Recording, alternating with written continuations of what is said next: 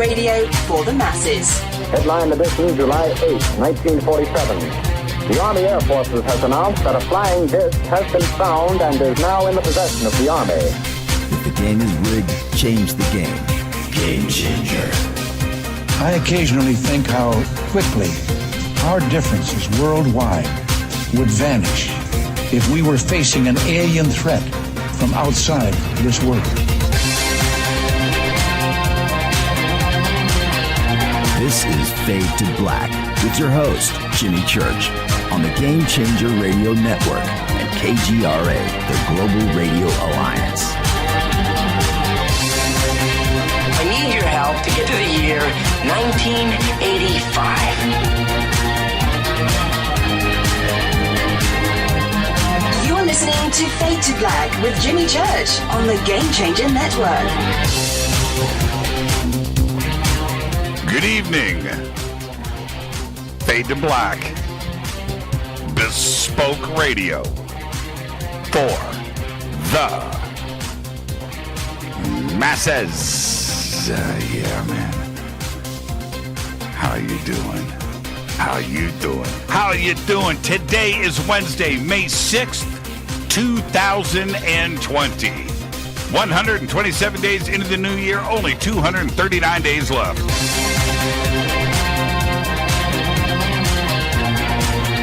We are live from a bunker somewhere in the middle of beautiful downtown Burbank, California, and I would like to welcome everybody listening all around the world, all across the United States. Hither and thither, to and fro, back and forth, up and down, east and west, north and south, far and near. This is Fade to Black for KJCR, the Game Changer Network, and KGRA, the planet. I am your host, Jimmy Church. What is cracking? Yeah, man. All right. Let's do this tonight. Man, I can't wait. Tonight, right here on this program, very special guest, Nick Redfern. That's right. Man, I got a lot of favorite guests that we have on this show. Nick Redfern, right up there at the top. Love Nick. Love Nick, and we are going to be talking about his new book. It was just released. We have the links for the book right there on our website. You can go and click on it. And it is entitled The Rendlesham Forest UFO Conspiracy, a close encounter exposed as a top secret government experiment. Oh, man. Here we go. Love it. Love it. So that's tonight. Tomorrow night on this very program, it is another Fader night because it is Thursday, which means open lines all night long with all of you. Really looking forward to that. And tomorrow night, besides tonight with Nick Redfern, my favorite night of the week. You know, I'm going to, poltergeists and crazy stuff on Monday. This coming Monday, we'll get all of the publicity started on this tomorrow, on Thursday, because it kicks off on Friday. But on Monday, I will be hosting for a couple of hours a live event at the Conjuring house. It's called The House, with the current family that lives there. They've got cameras spread throughout the house. And I will be able to sit down with everybody there. They're on a 1-week lockdown. And if you want to go and check it out, you can. You can just do it. The cameras are live for 7 days. And this is going to be really, really cool. So, I'm going to get to meet everybody and go through the house and do that and host the program for 2.5 hours. And schedule for 2, but we'll be doing overtime. Yeah, it's going to be cool. So that's on Monday on Fade to Black. So leading into that, speaking of poltergeists, right, and weird stuff and haunted houses, I have, and I've noticed this for a while now. I just kind of ignore it. But it happened again today. I have in the studio, in front of me with all this gear, I have a mouse pad here that's got 3 mice on it, 3 mice that control 3 computers. I have more mice over here. You can you can see one's here, and there's another one that's over here. This one's wireless. Ooh, I hope I didn't just shut off one of the streams. Is this right in front of these mices? Is that correct? Mice? I have 3 little protectors. I have my little Incredible Hulk USB drive. Right? Look at Hulk. He's pretty cool. That's a USB drive, right? Okay, it's a USB drive. And I actually use this every night. But anyway, so I got my little Incredible Hulk, and he sits right here. And then right next to him, I got this from Stacy with an eye. My little Lego Bigfoot Sasquatch, and he's got a camera, right?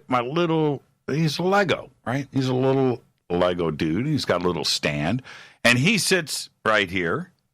And then in the middle of these two, I've got a little Ninja Warrior. Hi-ya!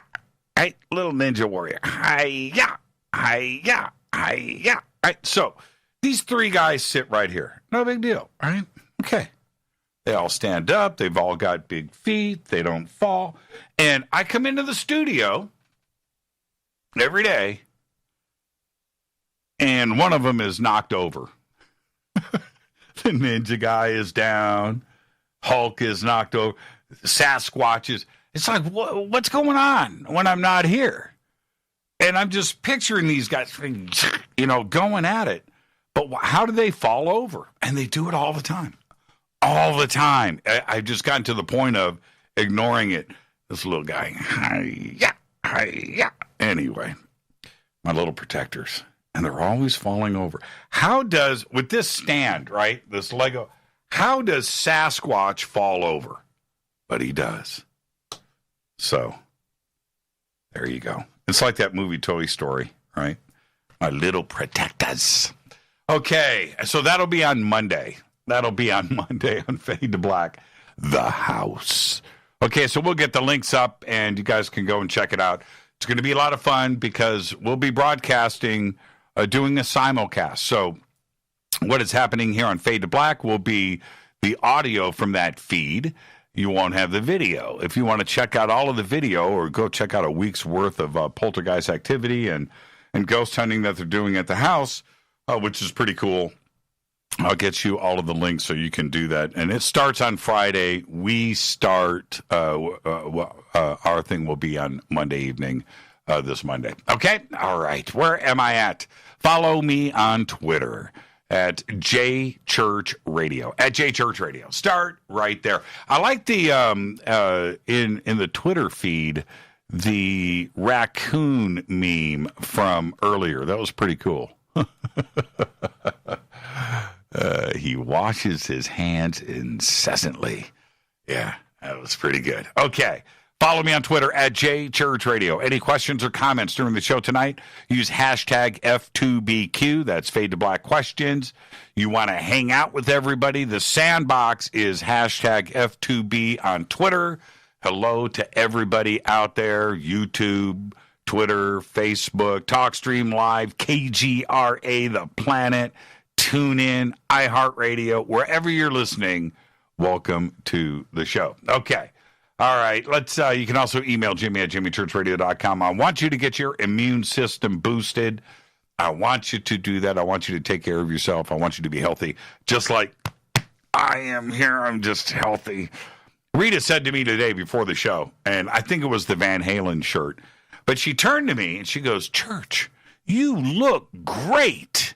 You look magnificent. You look so svelte. You're so handsome. You're healthy. You look great." I think it was the Van Halen shirt. But thank you for all of that, Rita. But get your immune system in boosted. You just got to get a checkup once in a while. Make sure that you are all of your fluids are topped off. Go and visit getthetea.com. All right? Promo code FADER will get you free shipping on everything over $50. But go over to getthetea.com.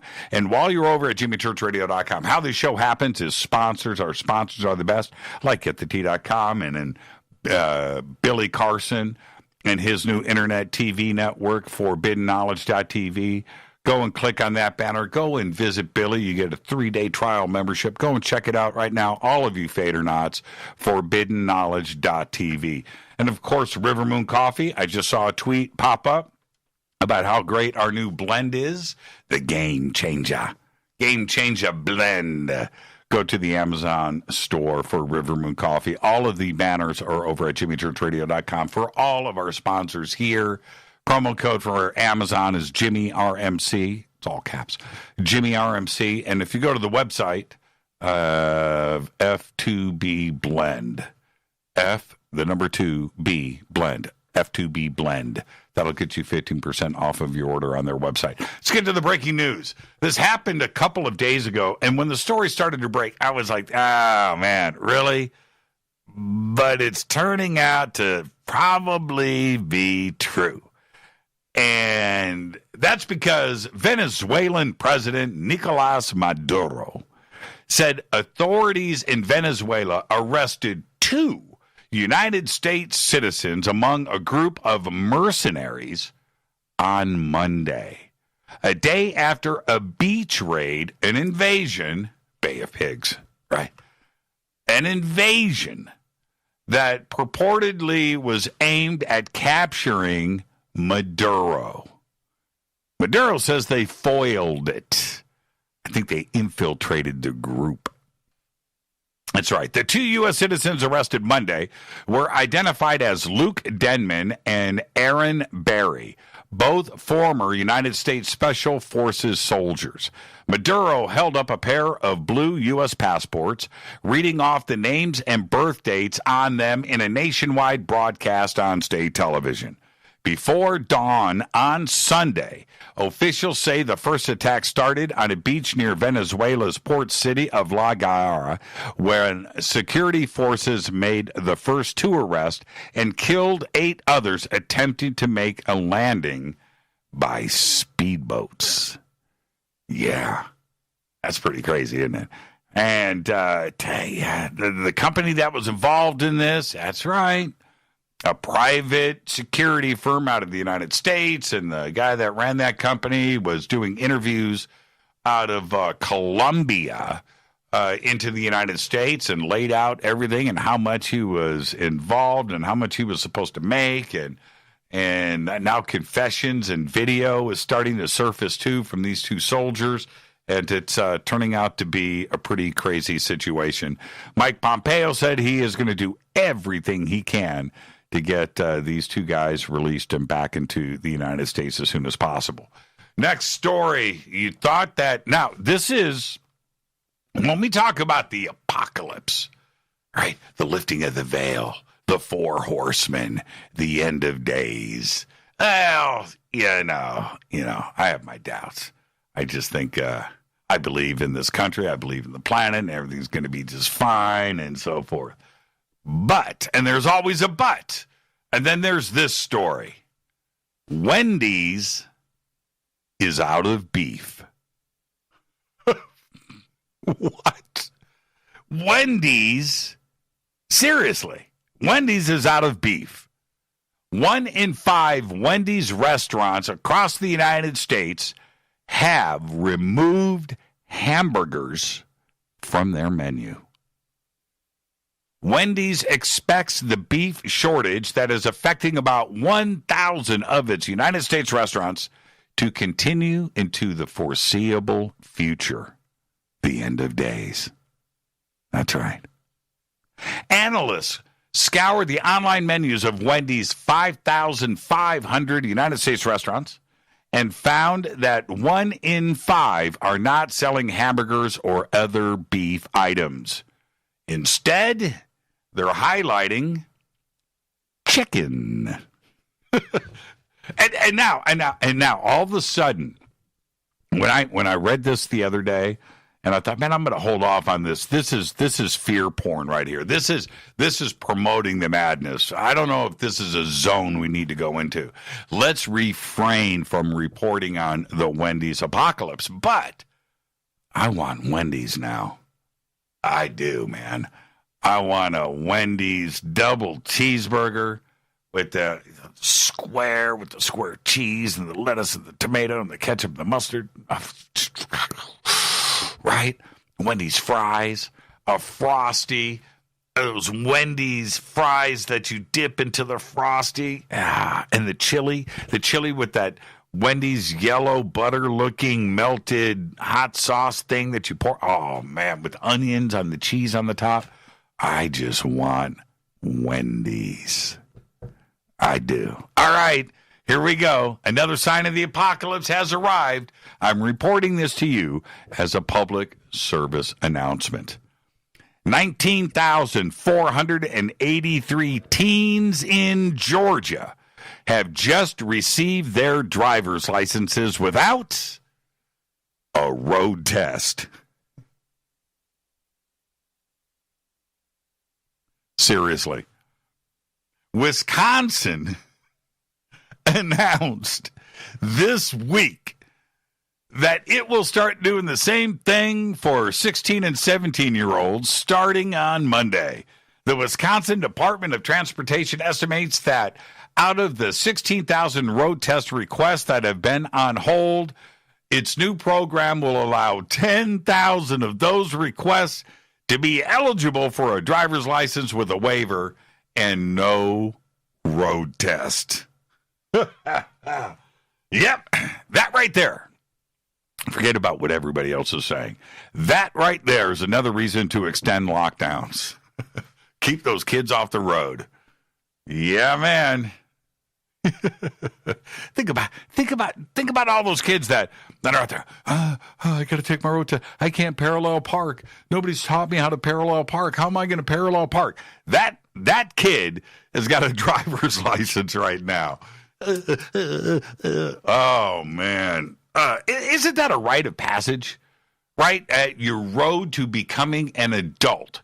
One of those things is the stress of the driving test. I got a lot more to talk about tonight. One day, it'll be tomorrow night on Fade to Black. I want one of you Fader Knots right here in Twitter to remind me to tell you what happened with my mom's car on the day of my driving test. That's right. It's a conspiracy, too. My dad doesn't even know. He's going to find out tomorrow. Live on this broadcast. All right. The StarWorks UFOs and Artificial Intelligence Conference in Laughlin, Nevada is November 5th through the 8th.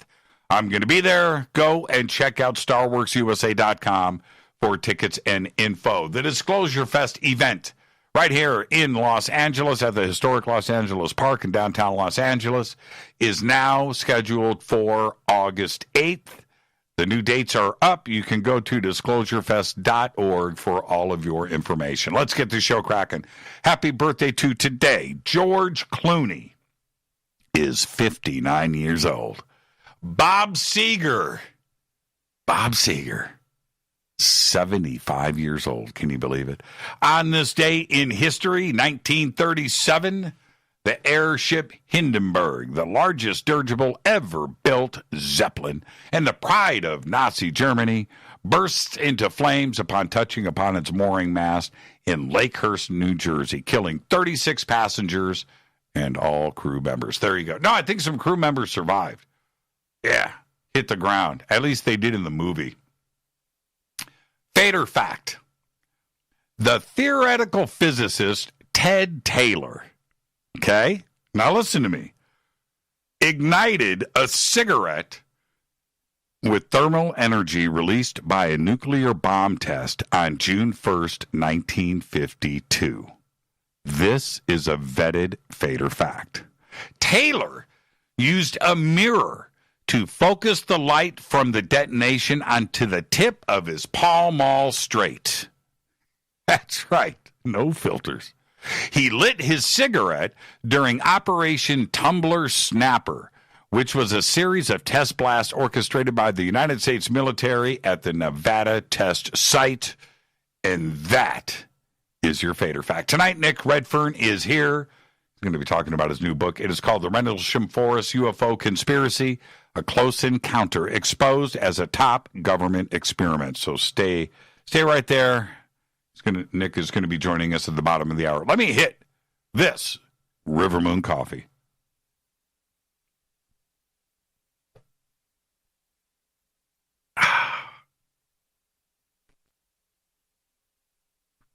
I just needed a moment. I needed a moment. I did. Happy birthday, Bob. Bob Seger. What's your favorite Bob Seger song? I want to see right now on Twitter. It's got a zillion hits. Been doing it forever. What's your favorite Bob Seger song? Yeah. There you go. Well, okay. I popped it up in Twitter earlier today.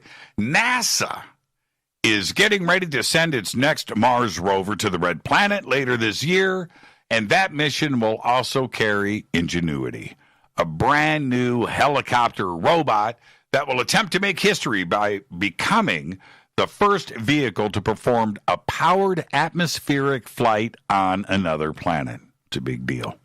NASA's Jet Propulsion Laboratory created a trailer to show you approximately what that flight could look like when it takes place sometime after the targeted February 18th, 2021 arrival date for the Mars 2020 mission. Okay? Now, we have posted the links for the Ingenuity video up in our Twitter feed for all of you to check out. And if you have it, pop it up there in Twitter for me so I can do a retweet. I want everybody to see it. Kevin Korber says Night Moves, Hollywood Nights, all of those are pretty good. Those are pretty good. Ingenuity may look like a simple dual-rotor drone, but it's actually a groundbreaking piece of engineering that is to overcome significant technical challenges in order to complete its mission of performing short-altitude hops on Mars. Now, that's the only goal here, to fly. And the 4-pound craft doesn't have any other instruments. Nothing. It's just a set of blades. And it's essentially a demonstrator that will set up the design and development of future aerial exploration craft to help us study Mars. Now, okay, I get all of that, right? Even flying the softball-sized main body of Ingenuity is an achievement, because flying on Mars requires much more lift than it does here on Earth due to the nature of the planet's atmosphere. Now, follow me on this. The helicopter's test flights are only going to last about 90 seconds each, and they're going to climb only to a height of about 16 feet in the air, right? Not even a 2-story building, right? Which is easy to do here on Earth. But 16 feet on Mars is equivalent to about 100,000 feet on Earth. So imagine flying a drone here on Earth up to 100,000 feet. Well, think about that, right? Okay. Now, NASA's Mars 2020 mission is currently scheduled to launch between July 17th and August 5th of this year, because that's that optimal window for making a trip to Mars, because you can only do this every 2 years, and that is due to the orbits of around the sun of Mars and Earth, and it's when we are closest, and we've just got to do it then. Which brings up a few questions. First, why doesn't their drone have an HD video camera mounted on a gimbal? Shouldn't this have been the first, if not the only consideration in its test design? This is the only reason to have a drone of any kind in the first place. No video means no drone. It means it's useless. Would you buy a drone today at any price without a camera? You wouldn't. Now, listen, NASA. You can test this thing all you want to make sure you can build something bigger and better in the future. I get that. But not having HD video on board just doesn't make any sense. It doesn't. I don't know how it got past this phase, but it did. Next, and in a strange way, this may be more important than the video, but they kind of go together. which is this. We all know about the slow-moving rovers on Mars. In fact, we're tired of them. But NASA has something, places that just don't seem to matter. Right? They don't go where the water is. They don't go where the ice is. They don't go where the crazy lava tubes are and the cave systems. And no, they don't do any of that. They just go to some spot where apparently there is nothing interesting. Right? Why not deliver the ingenuity to a location that has ice? Why not do that? Water and a cave system.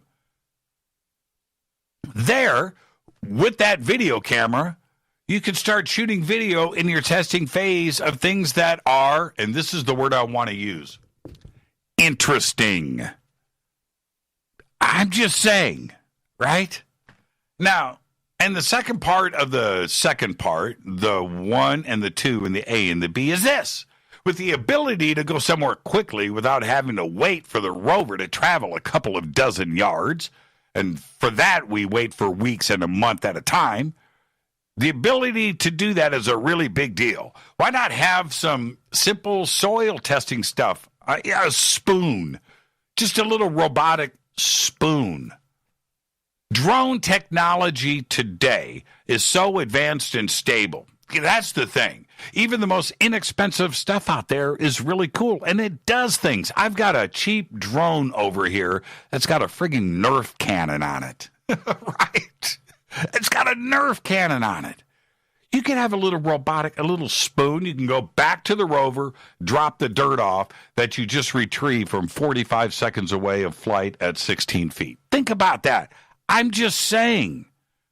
Man, I'm not sure why we aren't seeing something more advanced from a private drone company that was developed for this first flight on the red planet.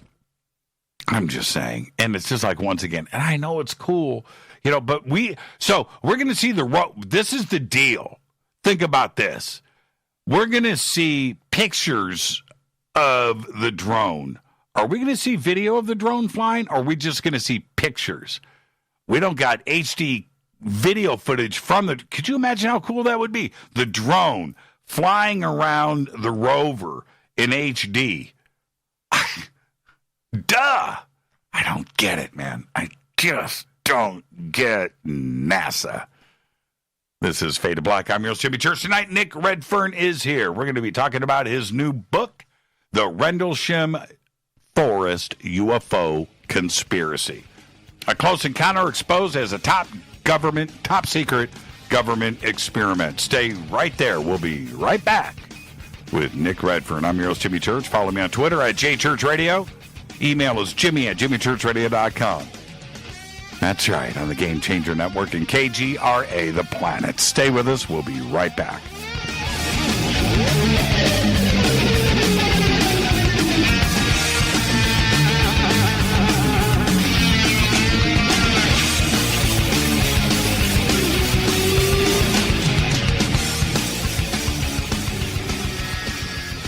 Welcome back.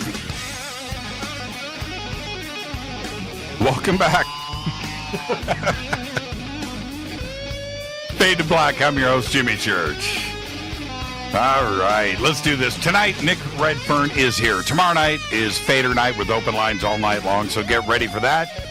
And Nick is here tonight to discuss his new book, The Rendlesham Forest UFO Conspiracy, a close encounter exposed as a top-secret government experiment. Nick works full-time as an author. He's a lecturer, journalist. He writes about a wide range of unsolved mysteries, including Bigfoot, UFOs, Loch Ness, aliens, government conspiracies. His books include For Nobody's Eyes Only, Monster Files, The World's Weirdest Places, The Pyramids and the Pentagon, Keep Out, The Real Men in Black, The NASA Conspiracies, Contactees, and Memoirs of a Monster Hunter. He writes for UFO Magazine and Mysterious Universe, where I go and plagiarize my best material. I want to thank Nick in advance for that. Nick has appeared on numerous television shows, including Fox News, the History Channel's Ancient Aliens, Monster Quest, and UFO Hunters, VH1's Legend Hunters, National Geographic Channel's The Truth About UFOs and Paranormal, and BBC's Out of This World, MSNBC's Countdown, and Sci-Fi Channel's Proof Positive. And I would like to welcome back to Fade to Black our friend, Nick Redfern. Nick, good evening, man. How are you tonight? Hey, Jimmy. I'm doing good, thanks. How's it going? Well, things are good over here, as good as to be expected, and we don't even need to go there. You and I both know we're just going to ride this thing out, whatever it is. So, oh, man. So aside from that, Nick, I am going to go right here. I consider you a pretty low-key guy. Your dress code suggests otherwise, but you are a pretty low-key guy, right? You're very prolific. You write a lot. You get it out there, but you're not out there tipping over cars and throwing trash cans through windows. That's not what you do. Maybe, but that's not what you do. But you must be enjoying somewhat, kicking back and enjoying the controversy that is starting to surround this book. What is that like for you? Well, I think most of the books that I write to a degree, are controversial. But as you said in the introduction, most of what I do is sort of surrounded by UFOs, Bigfoot, Loch Ness Monster, Chupacabra, Men in Black, shadow people, black-eyed children, sort of the paranormal side of things. I'm not really someone who, delves deep into the world of conspiracies, that kind of thing. I'm sort of more into the paranormal, UFOs, cryptozoology. The fun stuff. Type of things. The fun stuff. Yeah, exactly. And, I think, like I said, to varying degrees, it provokes controversy, but, I'm fine with that. I mean, the way I look at it is that when we're investigating these things, and if things turn up that happen to be highly controversial, well, let's debate it, let's look into it. And what I try and do is to, find the evidence, the facts, the data, rather than focus on the I want to believe aspect, because that doesn't help anybody. I feel that it's important to present what I've found, regardless of whether people feel that I've got the right theory for Rendlesham or Bigfoot or whatever. I think it's important that we get the data out there rather than just tell people what they want to hear. There's far too much of that within these fields already, a situation where people sort of carefully and calculatedly decide to write this book or that book because they think, it's going to sell more copies. Well, my view is just go where the evidence is, and if people like it, people don't like it, that doesn't have an impact on how I go about my research or writing. I present it for people to see, and if they like it, that's great. If they don't, well, that's how it goes, Well, see, you're a professional author, a professional journalist. This is your gig. Some books are going to take off and run. Some aren't. Some articles, you can write the most brilliant piece in the history of Nick Redfern on your blog and kick back and go, that felt pretty good. And nobody reads it, right? Some things, and there's other things that you have probably written and thought, well, okay, whatever. And suddenly that takes off.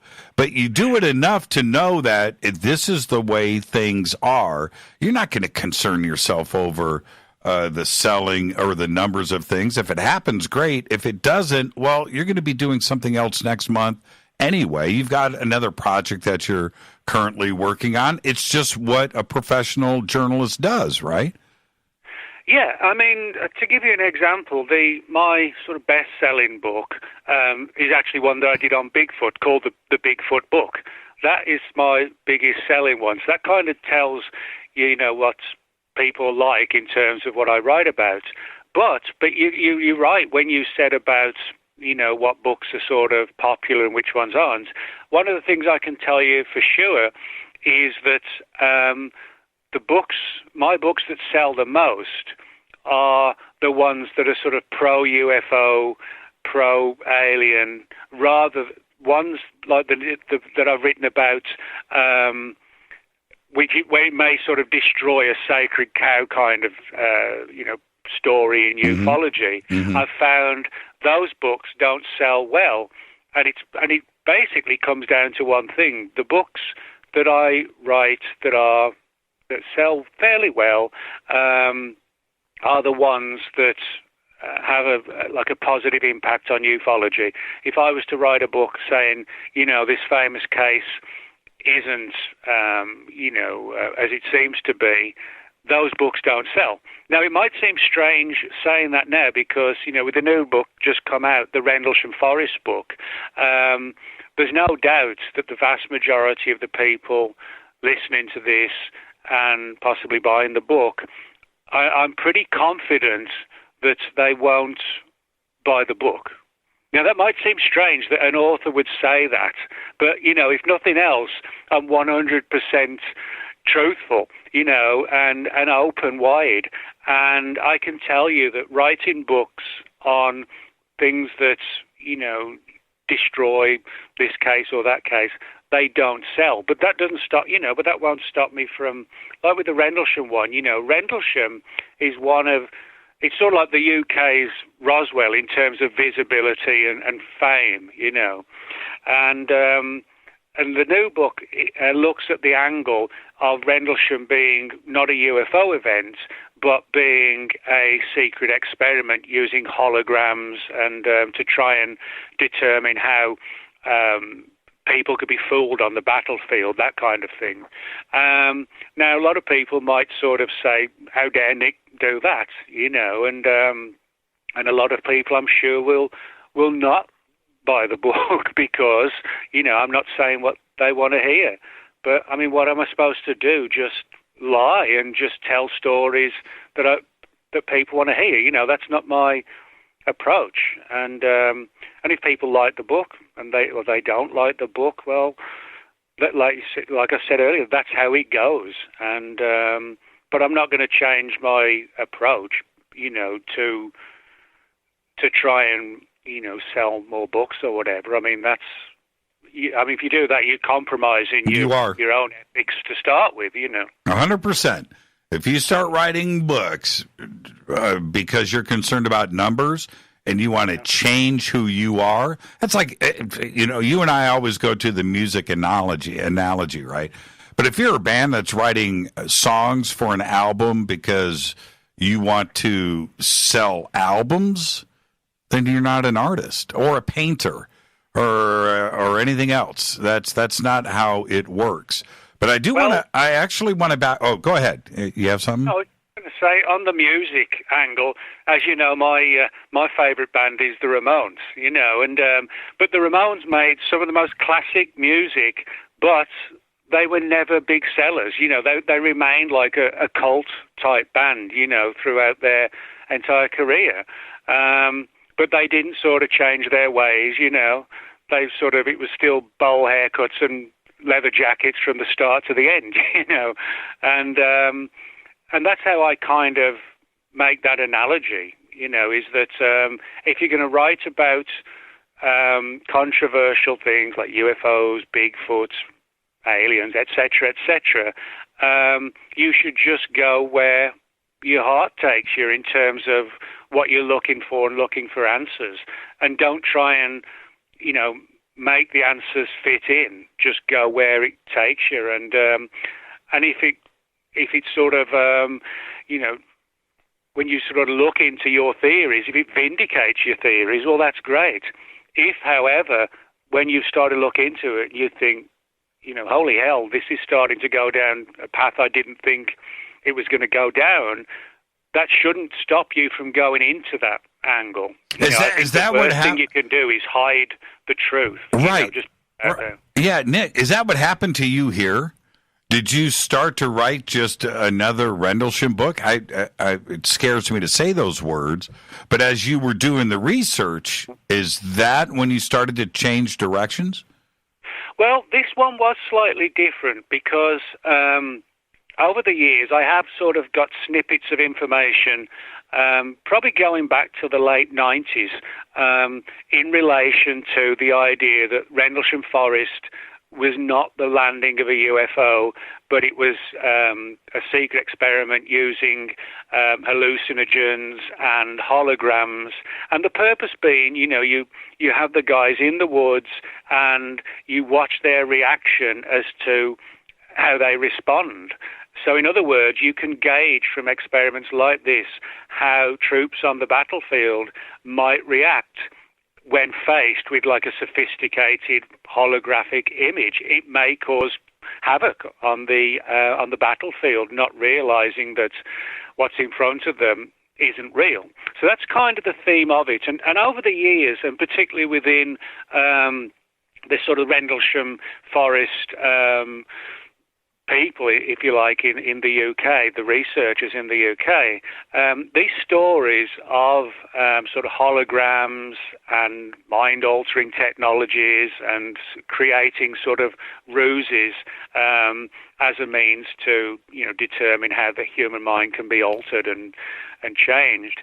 And so over the years, I collected a lot of these stories and sort of followed, you know, the snippets of data, tracked a few people down, and it was last year when I felt I'd got enough material to put something together that would essentially present the alternative scene to the conventional scene. You know, the conventional scene, aliens came down. The unconventional but equally controversial aspect is the secret experiment. And I have to say that having done a lot of research into this, I do feel that Rendlesham was a series of highly sophisticated experiments. And I should stress, you know, I don't take any sort of pleasure in you know, knocking down one of the pillars of ufology. I do so because that's where the data has taken me. It really is that simple.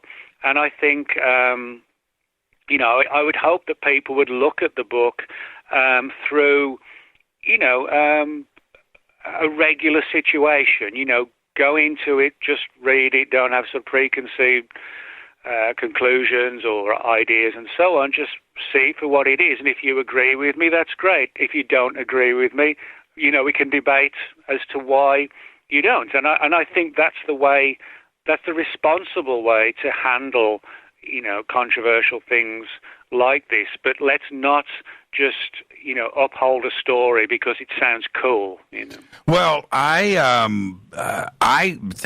okay, I'm just going to put it straight out there. I have always said that the one case out of so many that are out there, at the top of the list, the most important is Rendlesham. And the reason why is the witnesses are still here with us. This isn't Roswell. This isn't something else that is now part of urban legend and has become myth. You know, it's something else out there because we don't have anybody firsthand. That's not the case with Rendlesham. This is a modern era situation where we have witnesses that we can still go and talk to, both in the government and out and so forth. There's that aspect of it. And I think, and I've had everybody from Rendlesham on this program one time or another. But the flip side of it is that I think all of them except Nick, that they honestly don't know, well, most, I should say, honestly don't know what happened in the forest that night. I truly believe that. And all of their experiences are turning out so many years later to be different and singular. You went, and I've read all the books, I've interviewed everybody on Rendlesham, and you chose to make, to write, I don't know, maybe you can tell me the number, it's probably the first 20 or 40 pages of the book, a refresher course on what Rendlesham was. And when I read that, I actually learned a few things that I didn't know previously, and I was also reminded of a few things that kind of get lost in the mix about Rendlesham over the years. When you decided to do that at the beginning of the book, which you didn't have to do, Did you find yourself remembering things about Rendlesham or learning new things on a case that's been out there for 40 years?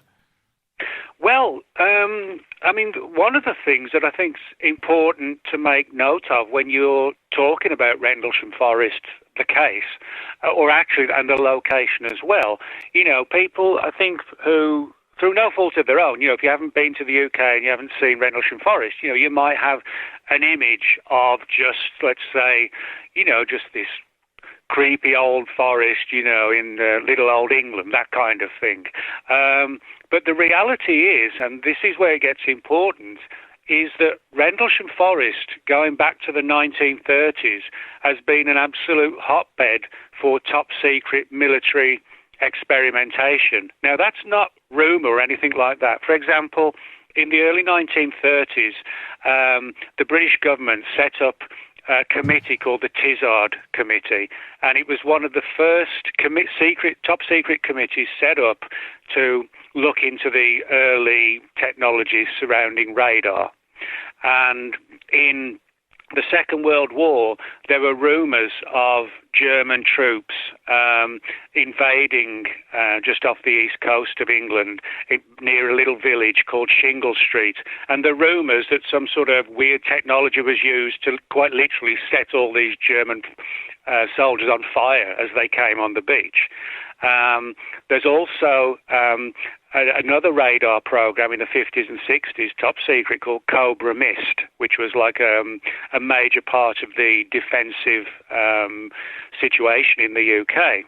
And also people working for Marconi were working there as well. Now, to put this in perspective for you, the Tizard Committee radar program, the Cobra Mist, Shingle Street, and this sort of mysterious deaths of all these German troops, all of this occurred less than 10 miles outside of Rendlesham Forest, all of those top secret programs that I just mentioned. So, in other words, when you look at it from that perspective, Rendlesham Forest is not just any old forest, in the middle of nowhere. It sits quite literally around sort of a circular situation where just about everywhere has sort of been tied in with classified military programs. And my argument is, given that we've had classified radar projects from the 30s to the 50s, we had the Cobra Mist in the 60s, Marconi in the 80s, all working in and out of that area. My view is, well, if all those top-secret programs were initiated in Rendlesham Forest from the 30s to the 70s, well, why should it not be the case that this is just yet another top-secret experiment undertaken in and around Rendlesham Forest? And as I said, the stark reality is all of those official secret programs were quite literally no more than sort of 7 or 8 miles from the forest. A lot of people don't realize that there's this sort of long-standing history of cover-ups and advanced technologies, etc., being used there. And I think that to get the story going, that is one of the most important parts of the story, I think. Now, did you go back and, for this book, did you go back and listen to the Halt tape? Yes, yeah. And what do you, I listened to the Halt tape not recently. I listened to it when there was no such thing as audio on the internet, right? I'm talking about 1995. And somehow these audio files showed up on the net, and I figured out a way to play them back. Today we take that stuff for granted, I realize, but back then it was a rarefied moment to have that happen. And to have this kind of evidence out there when it came to the UFO situation, I'm talking about, military, a colonel, a military base. It was pretty fascinating stuff. When you go back and listen to that tape today, knowing the historical perspective that is behind it, what went through your mind?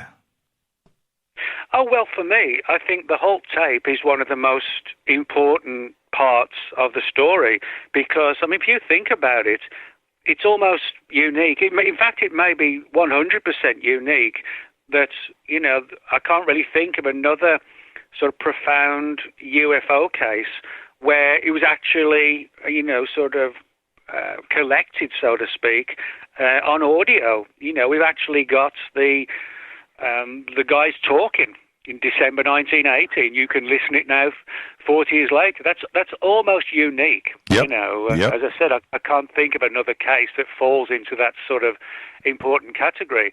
And one of the important things I need to stress when it comes to, the guys in the woods and the tape and the audio and everything they're saying, I point out in the book, I'm not saying that any of the guys were sort of, fabricating or anything like that, or, were saying it was a UFO when they knew it wasn't. My view, and as I point this out in the book, is that they were essentially guinea pigs. They did not know what was going on.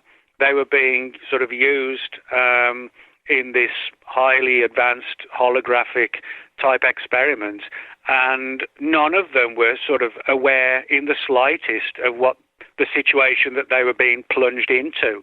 In other words, as I said, they were the guinea pigs. They were not part of the program. They weren't knowingly going into this situation, in other words. So that's important to note. They weren't part of the operation. They were the victims of the operation. Now, what about we're going to go into this much deeper after the break. But we bring up Colonel Holt, the deputy base commander, all the time. But if this was a government experiment, wouldn't the base commander be aware? Well, the important thing to note is that it's kind of a weird situation, because what you have, excuse me, Colonel Holt, Lieutenant Colonel Holt, was the deputy base commander at Bentwaters, Royal Air Force Bentwaters. But where the UFO activity occurred was actually just outside of Royal Air Force Woodbridge. So for people who don't understand or possibly aren't sort of appreciate the story, it basically goes like this. In the Second World War, when there was a possibility of Hitler winning, a number of UK bases were handed over to US military personnel who could essentially become, sort of work from the UK. And a lot of, there are a number of UK military bases that exist today that still have, large contingents of US personnel to help, in the event that we ever go to war again. And so in the 1940s, during the war, you had Royal Air Force Bentwaters and Woodbridge, and with large contingents of US personnel. And that continued through the 50s, 60s, 70s, 80s, 90s. And now they're not, they're closed down now, at least as far as, as they're seen. So the important thing is we had Colonel Holt based at Royal Air Force Bentwaters, but the event occurred at Royal Air Force Woodbridge, actually outside of the bases themselves and inside Rendlesham Forest, because Rendlesham Forest is public land. Anybody can walk through Rendlesham Forest. It's not closed off, and open and just used by the military. The Woodbridge and Bentwaters, obviously when they were in use, there was fences and security guards, etc., etc. So, in other words, we're in a situation where you've got US personnel originally on UK bases, but the event actually having occurred outside of the base. So, there's a lot of complexities in relation to who knew what was going on and who may have known, Let's take our break right here, Nick, and we'll continue when we come back after this short break. This is Fade to Black. I am your host, Jimmy Church. Tonight, Nick Redfern is here. We're discussing his new book. It was just released, The Rendlesham Forest UFO Conspiracy, A Close Encounter Exposed as a Top Secret Government Experiment. The links for the book, you need to go and get yourself one, are over at jimmychurchradio.com. You can just click and go straight there. We'll be right back after this short break. This is Fade to Black. on the Game Changer Network. Stay with us.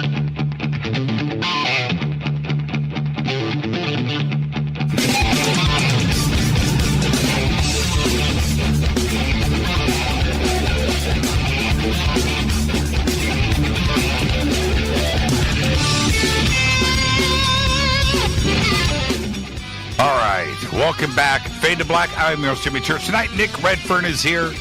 We are discussing his new book, The Rendlesham Forest UFO Conspiracy, A Close Encounter Exposed as a Top Secret Government Experiment. Now, Nick, let's take this next segment to discuss what may be difficult for a lot of us out there, including myself, which is we all have come to conclusions about Rendlesham. But no matter what, and especially in the UFO circles, and when I say no matter what, I'm talking about physics, religion, politics, whatever you want to say, we need to listen to everything all the time. Never close off your mind, never shut down. We'll never take steps forward if that's what we do. But, and this is the big but, when it comes to Rendlesham and other UFO cases, the dogma, and I will use that word, that has been laid out for years becomes accepted reality. And nobody wants to move off of that for their own reasons, personal, emotional, invested time, whatever it is, they're not going to go off of that path. Right? And that is the biggest issue that confronts us today and is front and center with your book, isn't it? Yeah, you're right. And I mean, you know, it's almost kind of like on par with, you know, a kid finds out there wasn't a real Santa Claus, you know, that kind of thing. And it's a situation where the bigger the case, the far more it becomes accepted. And I think one of the main reasons why it becomes accepted is because it vindicates in the minds of many the research they've been doing. You know, that's if you've got some, you know, old guy in ufology who's 85 years old, you know, and he's been doing research for 60 years, it's hard for somebody like that to give up on the one case that they devoted their lives to, you know.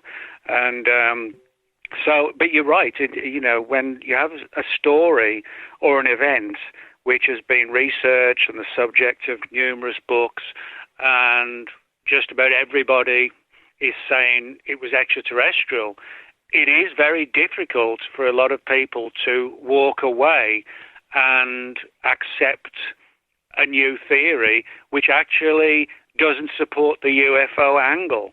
And you know, there's no doubt from the debates I've already had about the book, but it's quite clear from, you know, some of the debates we've had that the issues that are being brought up sort of against me are emotional issues rather than, you know, sort of data-based.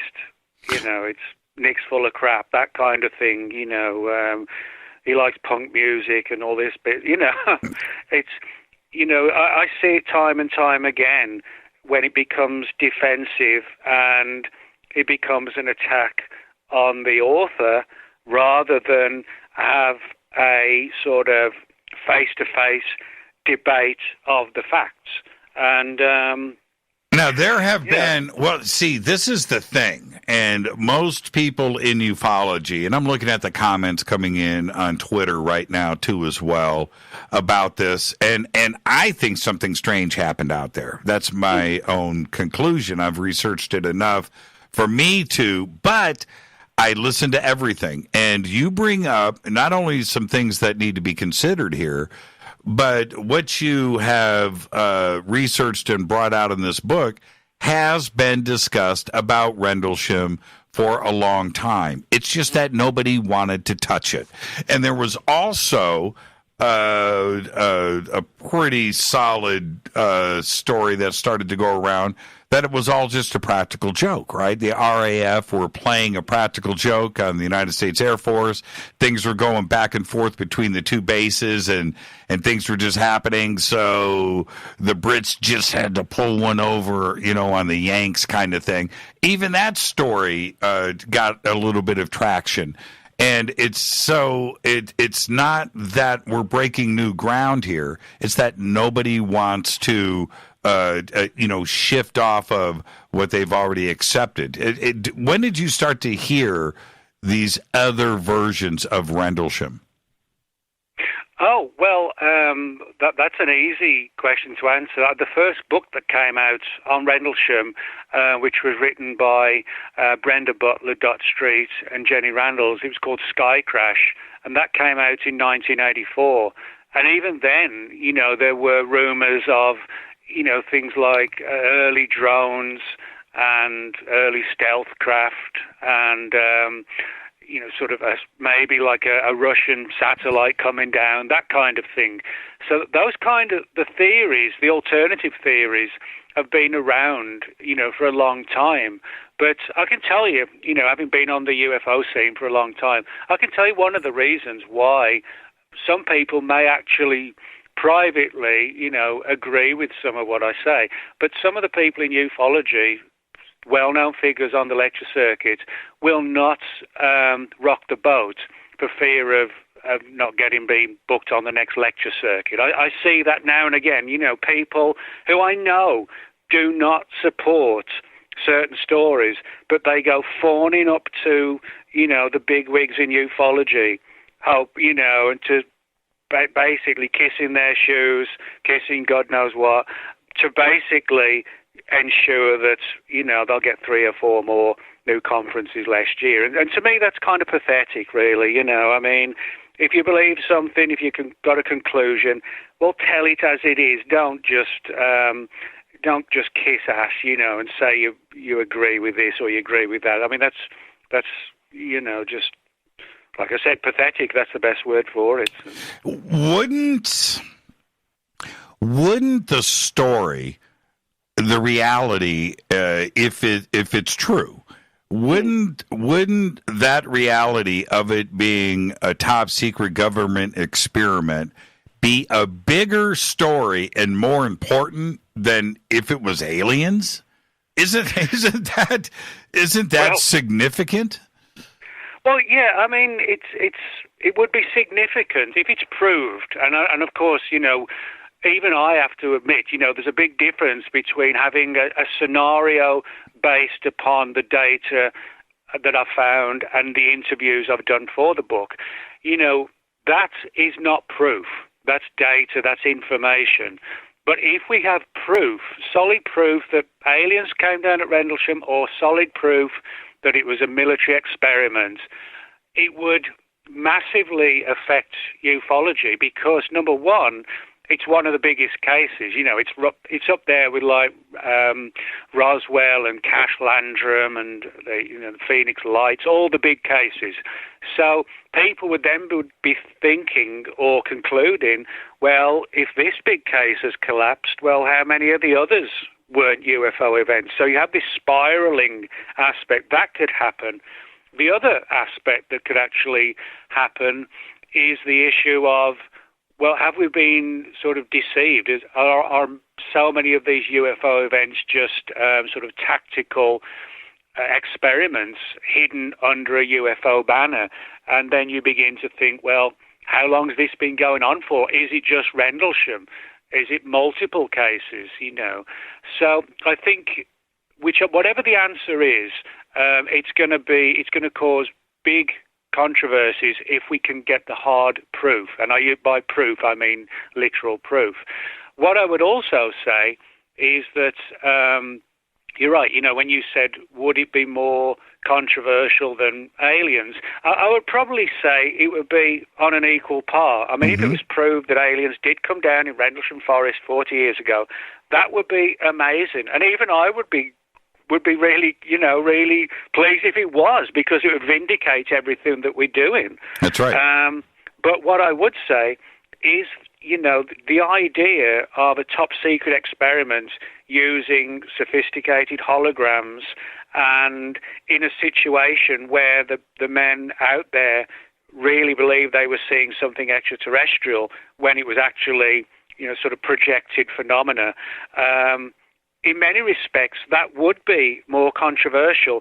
And the reason why it'd be more controversial would be because of success of the experiment worked. It was so successful, that it actually put so many people, military personnel, in a situation where they really believed they were seeing something extraterrestrial. That in itself would be a powerful tool on the battlefield. You go into war and you have this technology which, the enemy sees something coming towards them which may not be the real deal, and it's, potentially stuns them, and chaos breaks out. And I think that was, in terms of the interviews I did with the people, that was the primary goal, was to see how the human mind could be manipulated. And essentially, if you can make people see aliens and UFOs, you sure as hell can get them to see anything, that kind of thing. And then it would be, the military advantage of creating that kind of imagery. Now, who did you interview for the book? Well, one of the most, there's 11 interviews in the book. I would say without doubt, the most important person I interviewed was a guy named Ray Boucher.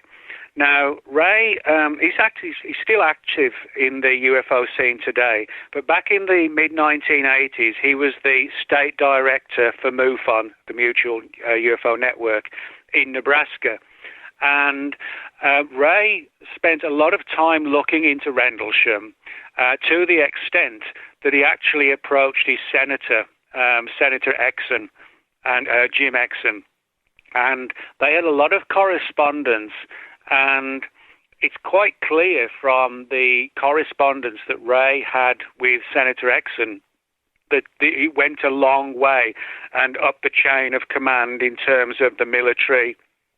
And Ray found himself in this very strange, weird situation where it seemed that somebody was watching him, and there was concerns as to what he'd found.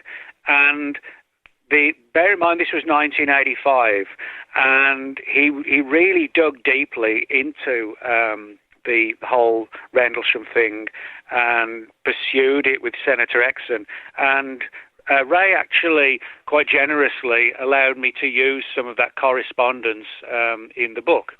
And but in 1991, there was another development with Ray, and he was approached by two of the guys who actually worked on the hologram program. And bear in mind as well that, when you talk about the credibility of people, Ray's not just a former MUFON director. He's actually also a working priest. He's an Anglican priest, and he met with two of the men working on the program who told him that yes, Rendlesham did take place.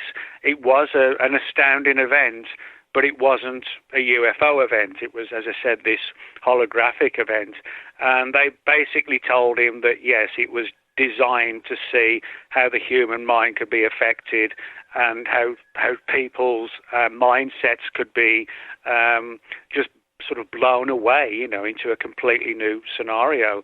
And he told me, the exact hotel where they had the meeting and how they warned him, if you get too close to this kind of stuff, you're going to be in a world of trouble. That was actually the words they used, a world of trouble.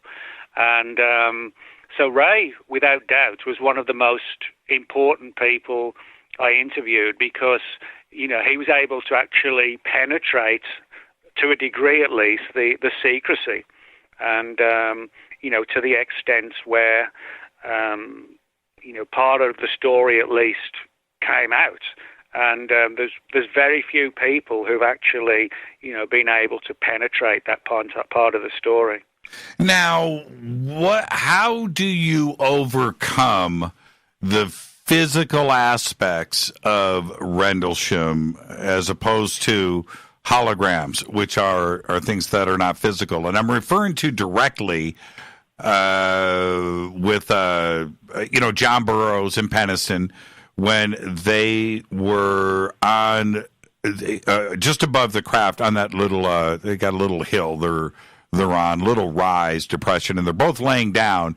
And John said on this program, anytime I've talked to him about this, in person to person too, where he looked up over the ridge and saw the physical craft sitting there, and he couldn't believe what he was seeing. Now, there's the other reports of Jim Peniston actually physically touching the craft. Well, how do we overcome that if it's a hologram? Well, that's a good point, and I sort of talk about that in the book. I actually point out, or describe, I should say, Peniston and Burroughs in the book as being two of the most important figures within the whole story. And so, that's an important part of the story. I don't dismiss them. I actually point them out as being, two of the most important people in everything in relation to Rendlesham, really. But the story that was given to me was that it wasn't just the hallucinogenic side, the holographic side of this. There was also an hallucinogenic side to it as well. Now, this sort of gets into really controversial areas, and we sort of have to go back a little bit in time to 1964 and a place in the southwest of England called Porton Down, Porton, Porton Down. Porton Down is where the British government does a lot of its research into things like chemical warfare, and particularly in the 50s, 60s and 70s, they did a huge amount of research into things like LSD. And in 1964, and this isn't sort of hearsay, you can actually find it on the internet, back in 1964, a team of scientists from Porton Down took a group of UK soldiers into an area of woods and essentially dosed them with LSD and to see what the effects were. And the effects were exactly as you would expect them to be. People started to see hallucinated and saw things that weren't there. And if you Google 1964 Porton Down LSD, you'll actually see the original film footage, the black and white film footage taken by the British Army itself, and you see these guys wandering around the woods, basically in a state of hallucinogenic mania, so to speak. And that was 64. Now, people have sort of suggested, well, could that have been what happened in 1980, something very similar? Well, one of the people who looked into this was Lord Hill Norton. Lord Hill Norton was one of the highest-ranking military personnel in the UK in the 1970s. And he had a deep interest in Rendlesham Forest, the case. And the more he looked into it, he found out that on the night of the first incident in Rendlesham Forest, that a team had been secretly brought up to Rendlesham Forest from Porton Down, all dressed in hazmat outfits. And the theory that he was pursuing was that hallucinogenics had been, sort of aerosol-based hallucinogenics had been released, like low-grade hallucinogenics had been released into the woods at the same time that the experiment was going on. So you had not just the guys exposed to the holograms, but also placed in a hallucinogenic state as well, courtesy of Porton Down. Now, as I said, the film footage, as I said, you can see it on YouTube, and it's sort of extremely graphic, these guys just not knowing what they're doing, just wandering around the woods. And as I said, Hill Norton was one of the most high-ranking, powerful military personnel, within the British military in that period and of the 1970s and 80s, and someone like him was the perfect person to learn about this Portendown connection with Rendlesham. So to get back to the point, I think, as I said, I believe all the guys, they're all credible, and I believe that what they saw is what they saw, as they saw it, so to speak, but what they saw may not actually, or they perceived, may not have been exactly as it was due to that LSD, hallucinogenic, Portendown connection. So, in other words, trying to figure out what people saw if low-grade hallucinogenics were released into the woods, then it becomes extremely difficult to understand what was actually seen. Now, what about, everybody that was directly involved, like Halt and Peniston and Burroughs? I know that Jim said that there may have been something introduced, and maybe somebody else did during the interrogations. I'd have to go back and remember all of that. But Halt said that never happened. Others are not so sure. But that being the case, has nobody has said anything to me about them feeling high, or maybe something else was going on there other than a physical incident? Has Peniston or Halt or Burroughs said anything about the possibility of a hallucinogen? Well, I mean, if you actually look at the story, drugs and things like this do pop up in the story now and again. For example, for years, Charles Halt has stated that he felt that Larry Warren had been, quote, meddled with, and that was his actual word. He said he felt that Larry Warren had been meddled in some fashion. His mind had been meddled with. Now, Jim Peniston, for example, he was put under sodium pentothal when he was interviewed. So you do have these sort of snippets, if you like, of drugs, that potentially, not potentially, but does have an effect on the human mind. So, you can look at it from that perspective, particularly when you tie it in with the whole angle of Portendown, which was, as I said, in the 50s and 60s, was the absolute hub in the UK government for research into LSD, and not just LSD, but other mind-altering technologies that could be used on the battlefield to disable the enemy, So there's a lot of weird snippets and threads like this, sort of offshoots of the main story, like, as I said, like Portendown scientists in hazmats going in and out the woods. That was one that, as I said, that Hill Norton was absolutely sort of chasing down before he died.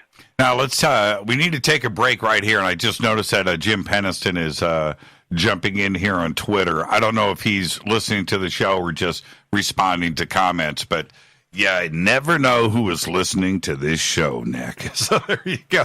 Let's take our break right here. This is Fade to Black. Our guest tonight, Nick Redfern. We are discussing his sensational new book. It is called The Rendlesham Forest UFO Conspiracy. And let me make sure I'm doing this right. I am. A Close Encounter Exposed as a Top Secret Government Experiment. This is Fade to Black. More with Nick after this short break. Stay with us.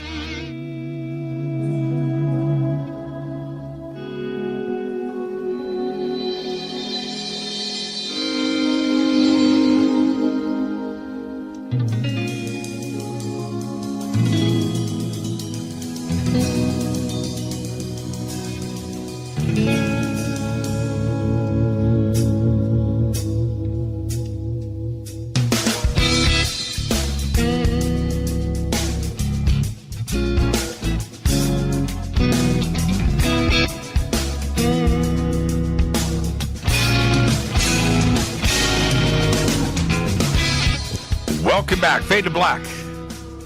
I am your host, Jimmy Church. Tonight, Nick Redfern is here. We're talking about his new book. The links for the new book are over at jimmychurchradio.com. It is called The Rendlesham Forest UFO Conspiracy, a close encounter exposed as a top-secret government experiment. Now, Nick, I may be wrong here, and I apologize in advance for what I'm about to ask you, but wasn't your father, he was a radar operator? Do I remember this right? Yeah, he was. My dad was a radar mechanic in the British Royal Air Force. Right. And he spent most of his time, actually not too far as the crow flies, so to speak, a place called RAF Neatishead in the UK. And he was a radar mechanic, and he was actually involved in 3 UFO events where high-flying, fast-moving objects performing all sorts of weird movements were picked up on radar. And this went on, as I said, across 3 incidents. And that's really what got me interested in the subject. And I mean, I would stress to people, I'm not a UFO skeptic. I'm a Rendlesham skeptic. That's 2 very different things, Yeah, sure, and, sure.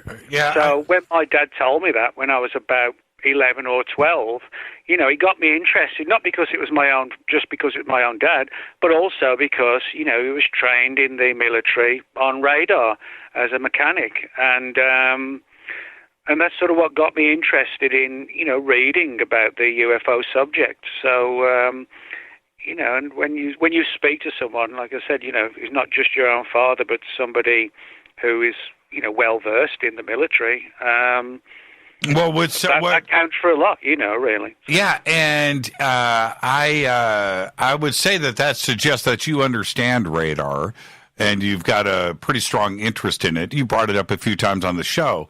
So with Rendlesham, what do you do with the radar aspect of it, of the reports of tracking on radar? And if this is something that is a non-physical situation, how do you approach the radar data when it comes to Rendlesham? Well, yeah, I talk about that in the book as well, and I refer to the work of a guy named Gene Poteat, P-O-T-E-A-T, who spent a lot of time in the 50s and 60s doing deep research and investigations into how to create bogus ghost imagery on enemy radar screens, basically to sort of fool the enemy. And my my theory, I should say, is that something along those lines was going on to try and push the radar aspect, to demonstrate, yes, there was something in the sky, but using sort of the kind of technology that Poteat developed, you can easily see how radar screens can be fooled by sort of ghost imagery. And one of the interesting things as to why I think the radar aspect was sort of inserted into the story was revolves around a guy named Paul Begg. And Paul Begg was someone who opened up a story at Royal Air Force Watton, W-A-T-T-O-N. And supposedly U.S. military personnel came along and took away some of the data and casually told the Royal Air Force personnel, we've got to check out these radar tapes because a UFO has crashed. That's not how the military works. They don't casually, go to another military base and say, UFOs come down, we've got the tapes. It's almost as if, that was inserted deliberately to sort of expand the rumors about a UFO coming down. That to me, kind of sounds suspicious that they would have been so open about talking about a UFO event. It makes it, to me, it sounds like, it was pushing the UFO angle a little bit too much. Now, has John Burroughs reached out to you yet? No, he hasn't. But just 2 days ago, Kevin Randall, who's written several books on Roswell, Kevin asked me just a few days ago to be on his show. And he happened to mention to me that he'd spoken to John, and he said that John was open to the, quote, secret experiment aspect of all this. And as I said, that was straight from Kevin's mouth. Well, I should say from his keyboard 2 days ago. So that in itself is an interesting aspect that, we've got Kevin Randall, one of the chief Roswell researchers and authors, chatting with John, who then mentions, he was open to the secret experiment angle, and Kevin wants me to be on his show to talk about that. So I'm sure because because Kevin mentioned all of this to me, I'm sure he's going to bring that up.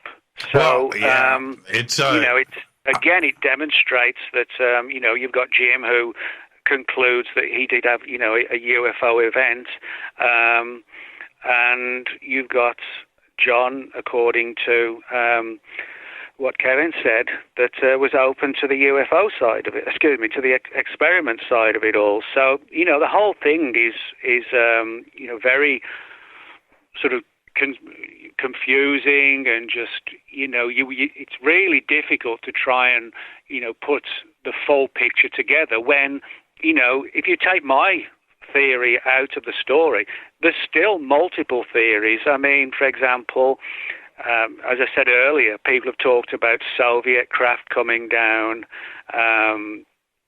possibly something like an early drone or an early stealth craft. All sorts of the lighthouse, things like this. So that's one of the kind of almost unusual aspects of the case, is that there are multiple theories. Now, of course, they can't all be right. There's just no way they could be. But there are multiple theories out there. Well, we have to. We all have come to the conclusion that something happened over those 3 days. There's no question about that. And I have pushed, I can imagine after this broadcast tonight, Nick, that I will hear from all of the players over the next couple of days, okay? And so that's fine. But I have pushed most of them on the alien and ET aspect of this to get somebody to say that. I've never had anybody that's directly involved with the case say, now it was definitively UFOs, and that includes John Burroughs. John Burroughs knows something happened, of course, and he's talked about it many times on this program, and it's some of the most compelling eyewitness testimony that you will ever hear is John Burroughs on this show.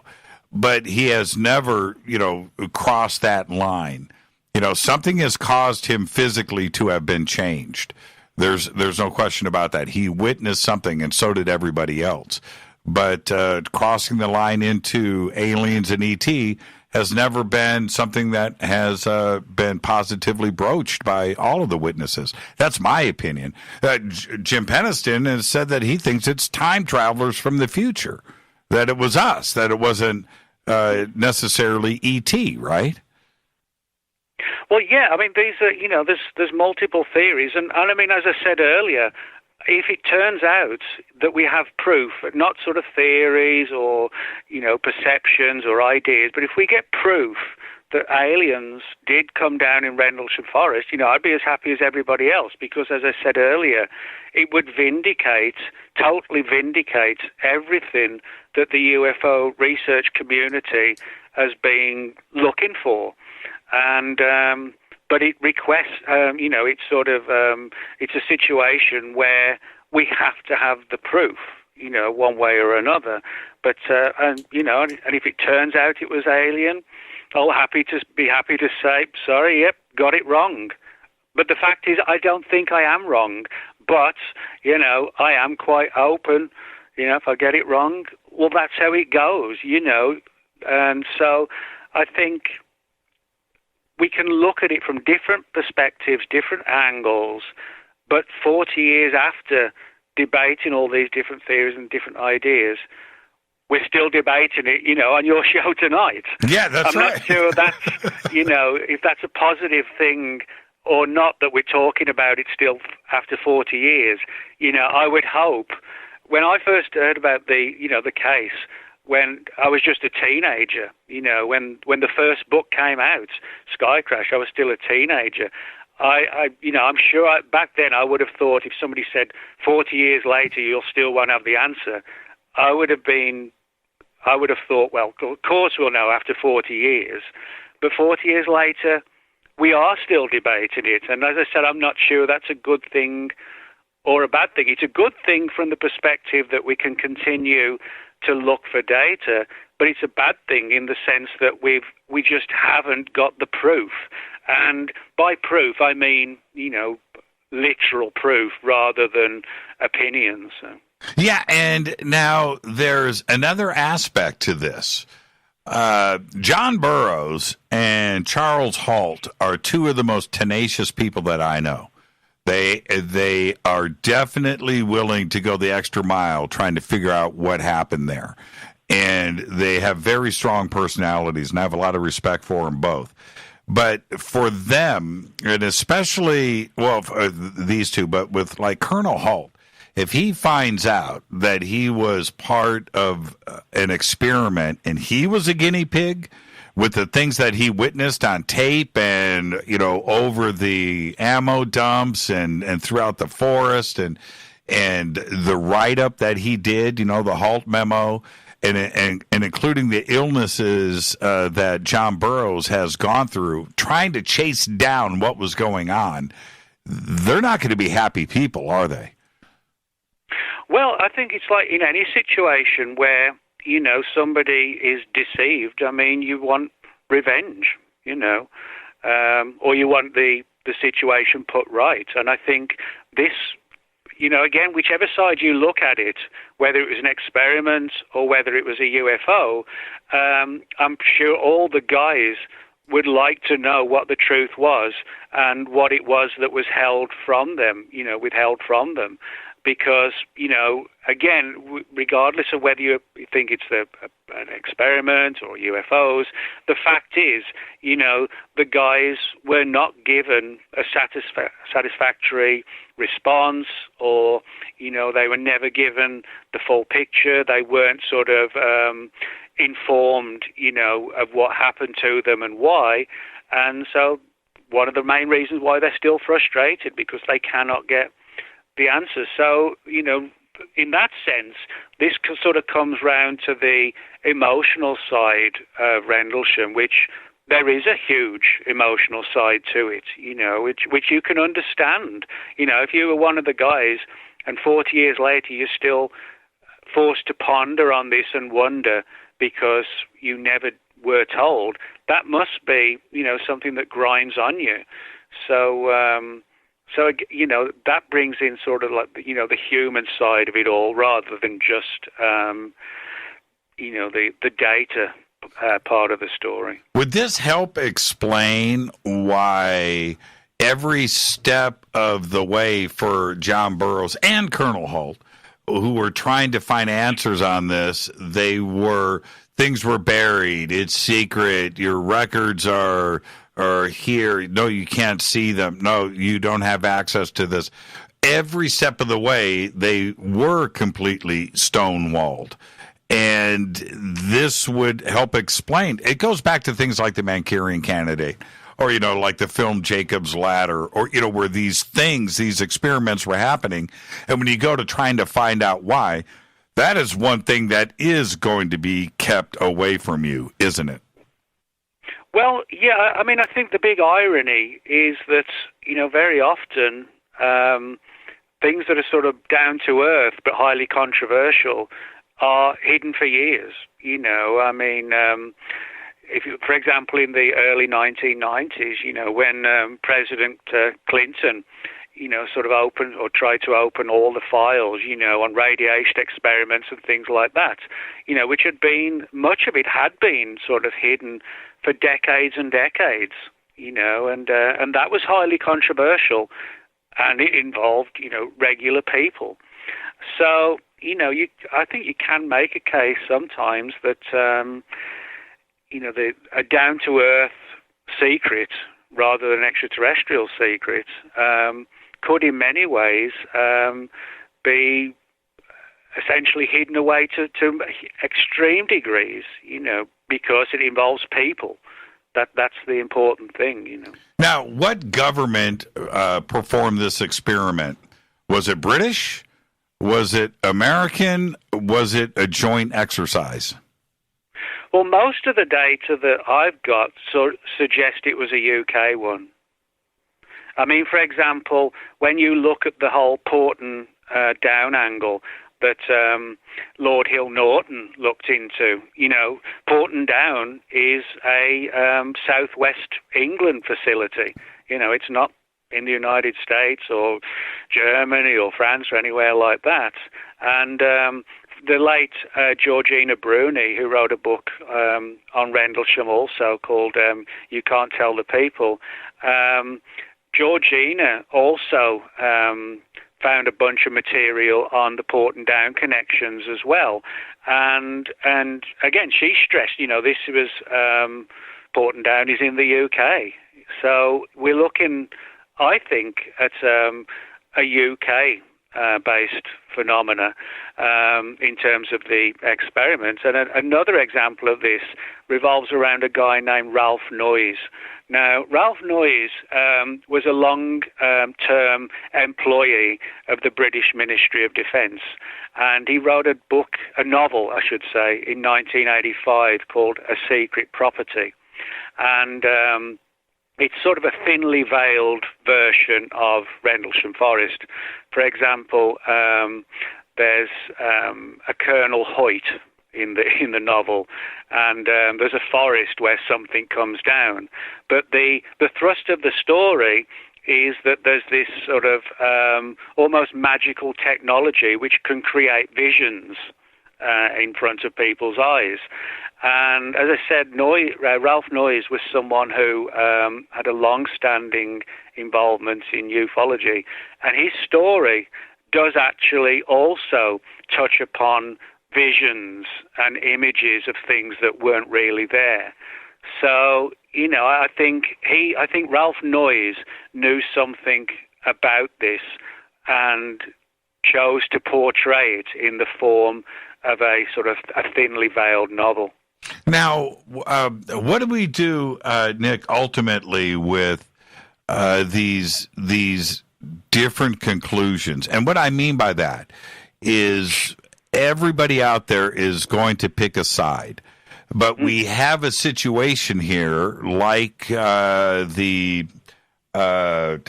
just escaped me, the alien autopsy footage, right?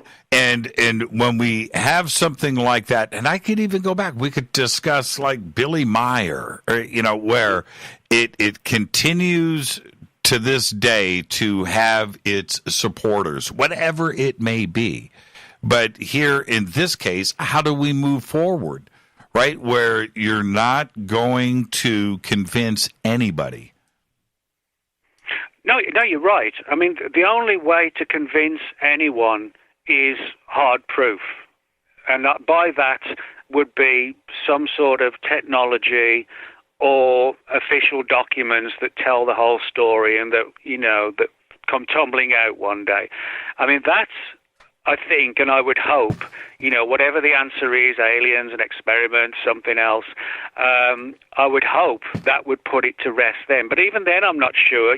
Some people might say, well, how do we know the documents are the real deal? We could be going round in circles.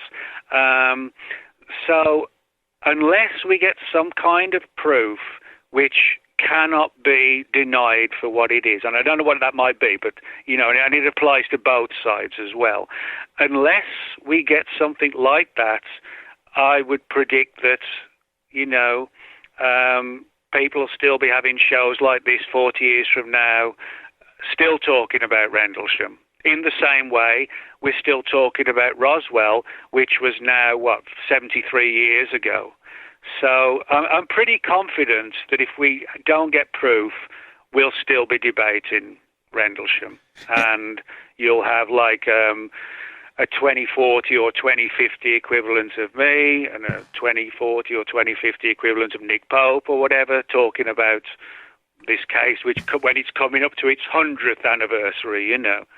And that might sound, you know, depressive, you know, kind of that we might just still keep talking about Rendlesham 40 years from now, but that's what ufology does, you know.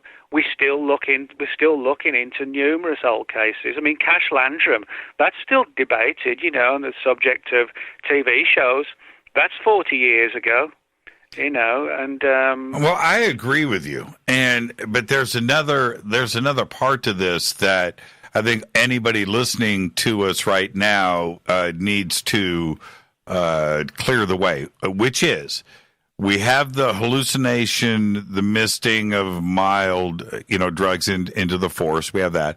We have the 3D projections that were happening not only inside of the forest, but certainly above the forest, because the sightings were above the bases as well as inside of the forest. And then we have the second farmer's field where a craft was seen on the ground. And then we have the physical traces inside of the forest, the depressions in the ground, which would indicate physical trace evidence, which they did go and analyze, Halt and the crew. So pretty elaborate to pull off without anybody knowing about this. How does that get done? Well, no, you're right. I mean, that's an important thing to note, is that we're talking about something fairly sophisticated. And I agree with you, you know, to try and pull something off would not be, you know, an easy thing to do. But the reason why I sort of focused on this angle for the book was simply because it keeps cropping up here and there in various books and various accounts. You know, for example, you know, the angle, for example, with low-grade hallucinogens, and that word low-grade, or words I should say, low-grade hallucinogens, was actually made by the late Georgina Bruni, and it was one of the things that really interested Lord Hill Norton. She actually got more information from several Royal Air Force police officers whose names I actually know now. And the situation is that, yes, we are talking about something that would be very, very difficult to pull off. But the fact that this isn't just one story, you know, coming from me or from one source. You know, in the book, there's multiple sources for the Porton Down story. There were rumours that on the night of the first night, there was going to be evacuations of several local prisons. I've got like 5 or 6 different sources for that aspect of the story. So despite the fact that we are talking about something incredibly intricate to do, the fact is that there are multiple sources and data for the idea of a secret experiment. And, you know, and it's not just in the UK, you know, as I said with Ray Boucher, an active priest, you know, he's gone on the record as saying that, you know, he met the guys and they refused to give him the project name, but they shared as much as information as they could. So, you know, I think the story itself, I mean, is probably, you know, if somebody said to me, how much of the story that I'm presenting, how much of the story do I think I've got? I think it's probably a small amount, and I think you could apply that, you know, to what was known behind closed doors if it was a UFO event. You know, we're kind of limited to what we know, and we're forced to sort of speculate. And to be honest, though, speculating is one of the worst things we can do, but to a degree, you know, we're forced to. And I have to admit, I have to speculate, when it comes to certain aspects of the experiment. I'm not going to shy away and say everything ties together and, it's totally 100% smooth. I'm not going to play it up like that. There are issues.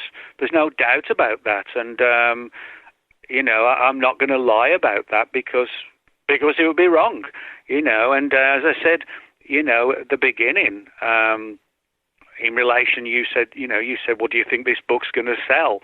And as I said, no, because it's not what people in ufology want to hear. And, I'm sure there are people in the publishing world would be amazed that an author would say their book isn't likely to sell. Yeah, right. But what am I supposed to do? I don't think it'll sell well because it's not what most people in ufology want to hear, and I'm not going to deny that or try and make it sound even better than whatever. I think people will in ufology. A lot of people in ufology will take the same approach that they've taken to, say, for example, somebody's wrote a book on Roswell that it was a mogul balloon or crash test dummies. Most people in ufology will not buy that book, and I think with mine, they might find it interesting. They might be frustrated by it, but a bestseller, no. Somebody just posted this quote from Frank Zappa. It says, "A mind is like a parachute. It doesn't work if it's not open." Well played. Let's take our break right here. Our guest tonight, Nick Redfern. His new book is called The Rendlesham Forest UFO Conspiracy, a close encounter exposed as a top-secret government experiment. I'm your host, Jimmy Church. More with Nick when we come back after this short break. Stay with us.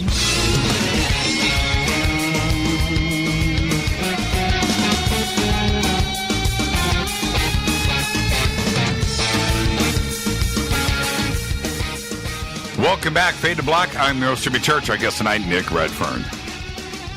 Talking about his new book, and it is definitely rippling the waters out there. It's called The Rendlesham Forest UFO Conspiracy, a close encounter exposed as a top-secret government experiment. Now, Nick, I know you may try to answer this a certain way, but I want you to just do your Nick Redfern thing and go outside of the box a little bit, because there is a challenge of overcoming the evidence that has already been out there and the eyewitness testimony and the physical stuff and everything. All of that stuff is out there. There's a challenge to writing something that absolutely is going to come back at you, like sentence for sentence, right? It's like easy. It's fish in a barrel for a lot of these UFO researchers because of the things that have been out there about this case for years. You're going to be challenged every step of the way, aren't you?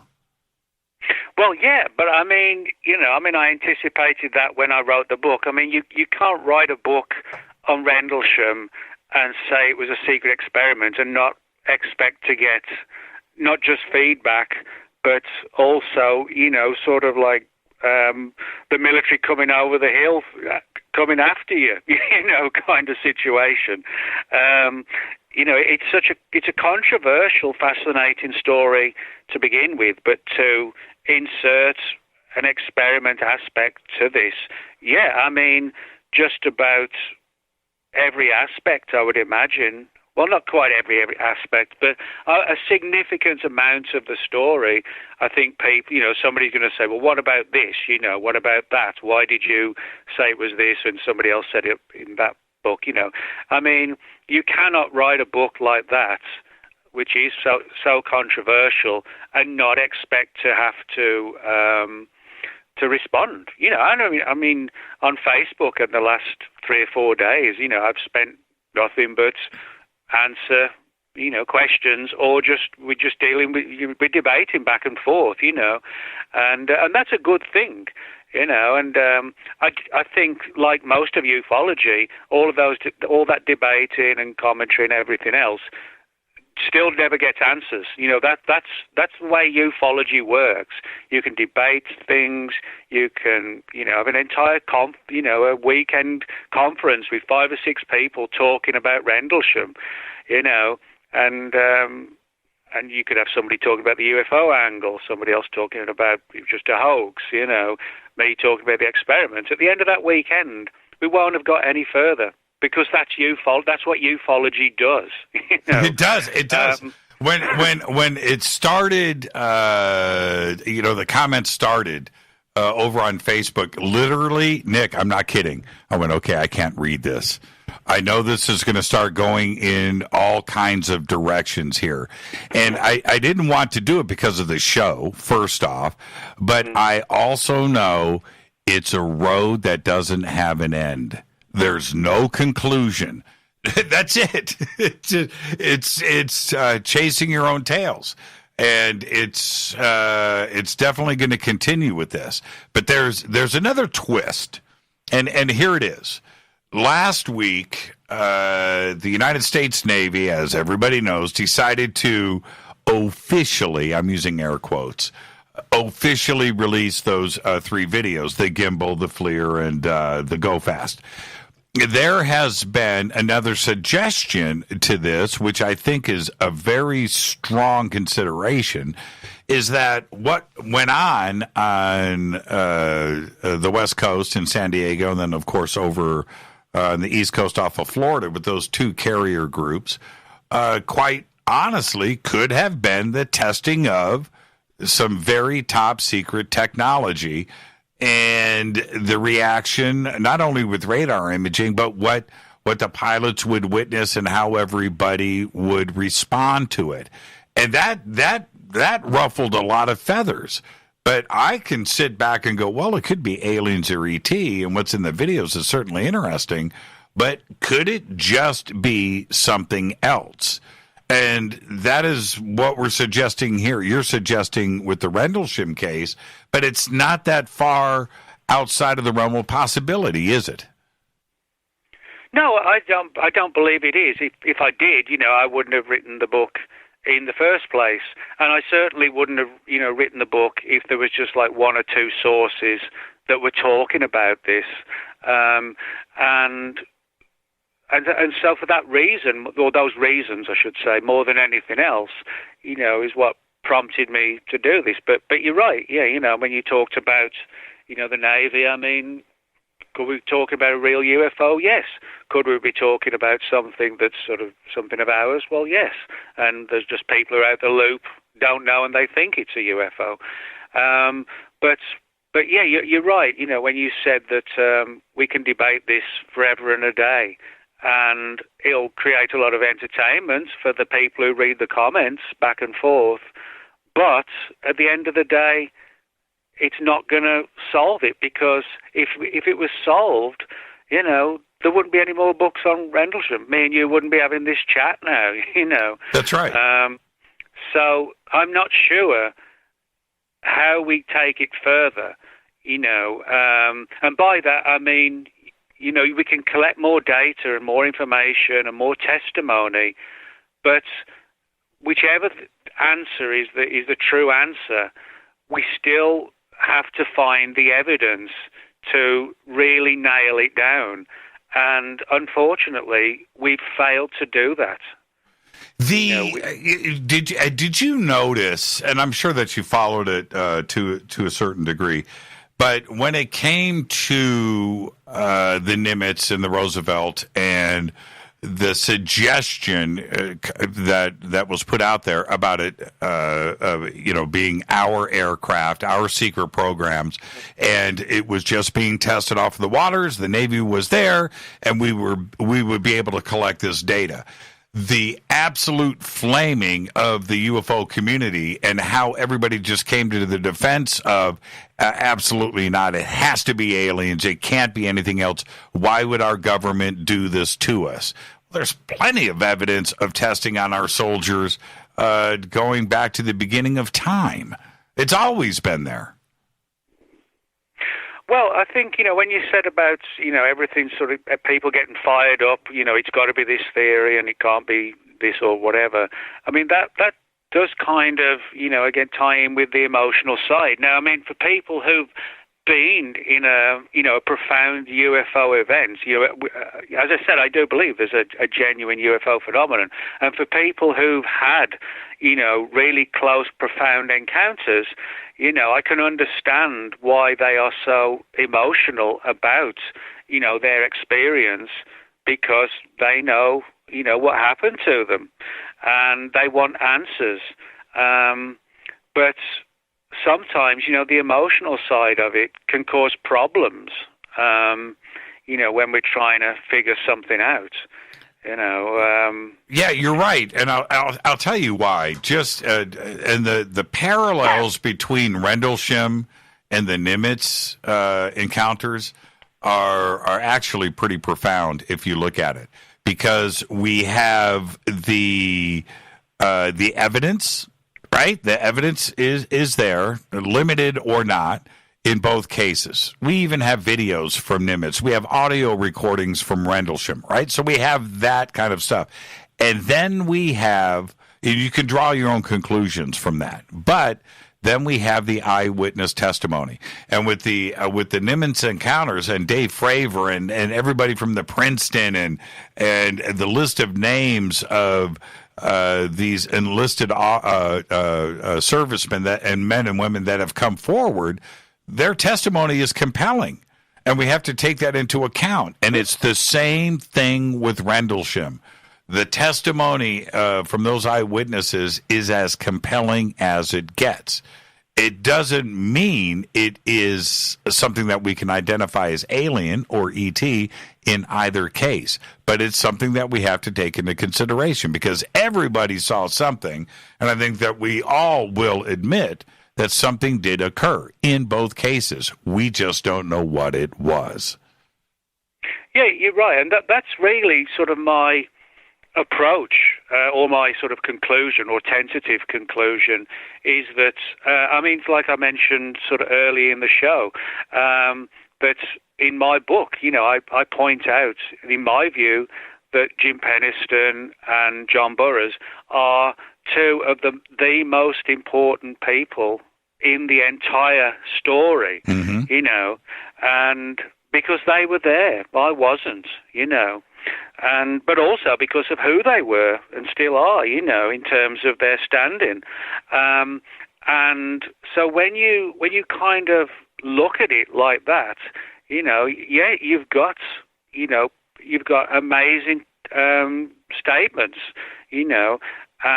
but then on the other side, you've got the angle of, well, were the guys messed with, and this is where it gets, sort of confusing, because, somebody said to me the other day something like, why are you criticizing the guys? Well, I've never criticized any of the military personnel who are at Rendlesham Forest, because regardless, if it was an alien event, that's what they saw.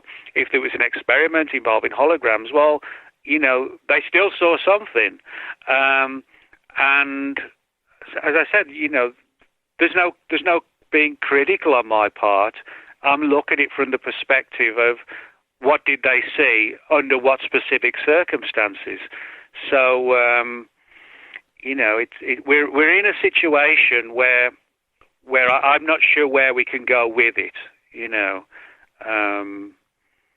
I'm not sure we'll ever know. Yeah, Let me let's address the elephant in the room. And the elephant in the room for me with any of this, because I've just gone over this in my mind, that when Penniston and Burroughs took a peek up over the hill, over the ridge, and looked at this craft, was, if we go with your conclusions here, that it was a government experiment, that means what they were looking at was a model, was a mock-up. It was a craft that was placed in the woods, right? Is there another way to look at this? Well, I mean, it depends, again, the perspective of what you're seeing under the circumstances that are before you. And as I said, when you've also got, rumours of Porton Down coming into the story as well, I think it's so difficult. It's difficult for me to put the picture together because there are so many strands. But, my perspective is that when you have not just a UFO event, but you've got these other angles of evacuations or potential evacuations. You've got people coming down from Porton Down, which is a facility that for years spent researching mind-altering technologies. And, when you put those pieces together, you realize that there are aspects to Rendlesham that just simply don't crop up in a lot of other cases. For example, if you look at most UFO cases, you don't have bunches of people popping up saying, well, that was actually a secret experiment, but you do with Rendlesham. You don't have a bunch of people popping up in relation to UFO cases and said the Porton Down turned up, but with this one you do. So that's why I'm sort of careful as to how I sort of look at all the testimony when you're dealing with agencies that working with hallucinogens. Yeah, did you listen to any of the John Burroughs interviews he did on Fade to Black? No. Oh, you should have. You should have. Maybe you can do an addendum to the book. Because now I just remembered John Burroughs said one thing that was interesting, that at the moment that Peniston had approached, I could be a little bit off here. I'm going with my memory, Nick, which is a rock and roll memory. It's not the best. Okay, so let's do that first. But it's this. I think he said, because I was trying to get this out of him, that as Peniston approached the craft, and he didn't want him to do it, John didn't, but Peniston was doing his own thing, that at that moment, Burroughs blacked out. Yeah, no. Yeah, he blacked out. He came to, and everything was over and had concluded. So could that have been because of something else that was in the air? Very interesting. I just remembered that aspect of it because I wanted John to say, hey, I saw Peniston touch the craft. I saw him receive the download. I saw the symbols on the site, and no, that's not what happened. John had blanked out for, I think he said 30 seconds or something. Well, again, that's sort of like a really weird part of a story, again, that you don't get in most stories, and again, I think Rendlesham is such a unique story, not just because of the events. I mean, like I mentioned at the very start of it, since the 1930s, the whole area within 10 miles of Rendlesham Forest has been the locations of multiple secret experiments, the Tizard Committee, the Cobra Mist radar programs, all of them less than 10 miles from the forest. Now, that doesn't prove anything, but what it does show is that a lot of weird stuff has gone down in and around the Rendlesham Forest area.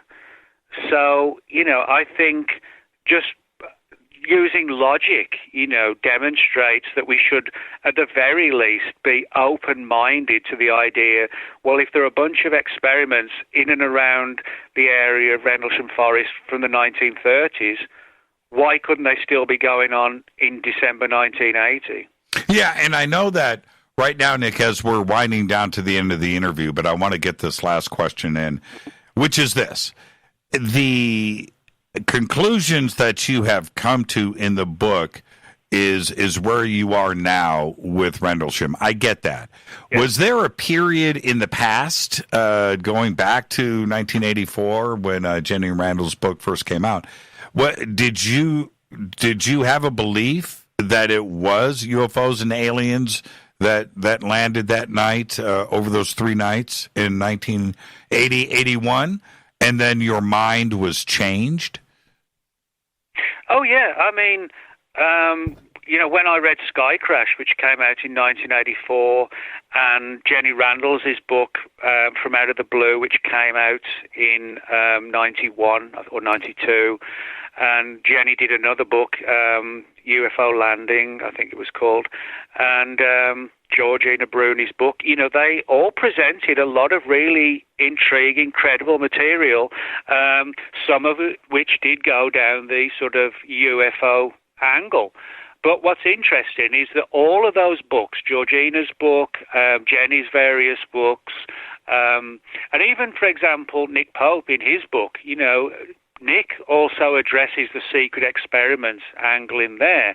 And, so to sort of answer your question, I mean, for years I believed that aliens did come down at Rendlesham. And aliens may have come down at Rendlesham. And if they did, it could only be a case that somebody decided to target me and a bunch of other people with a very intricate alternative story. But my argument is, well, why do that? Why bring it up and create another controversy where they could just keep it buried? But for years, I thought it was like the UK equivalent of Roswell, for many people. And but the fact that the more I looked into it and the more I came around to the idea of an experiment, I mean, like I said earlier, what am I going to do? I'm not going to lie. I'm going to be honest and say, well, my mind has changed, which it has. When that happens, Nick, were you bummed out?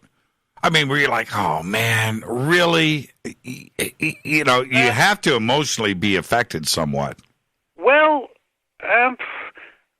it's hard to say, really, because I'm one of these people who, I write, like, for example, if you take, like, Jim Penniston, he had, it was his own experience, an extremely emotional event, but I'm someone detached who writes about it.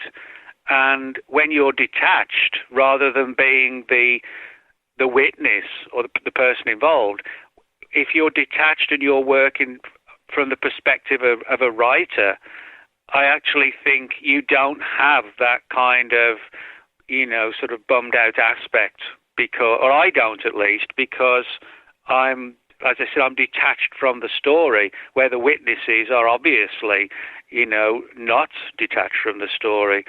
So for me, it's all about getting the answer.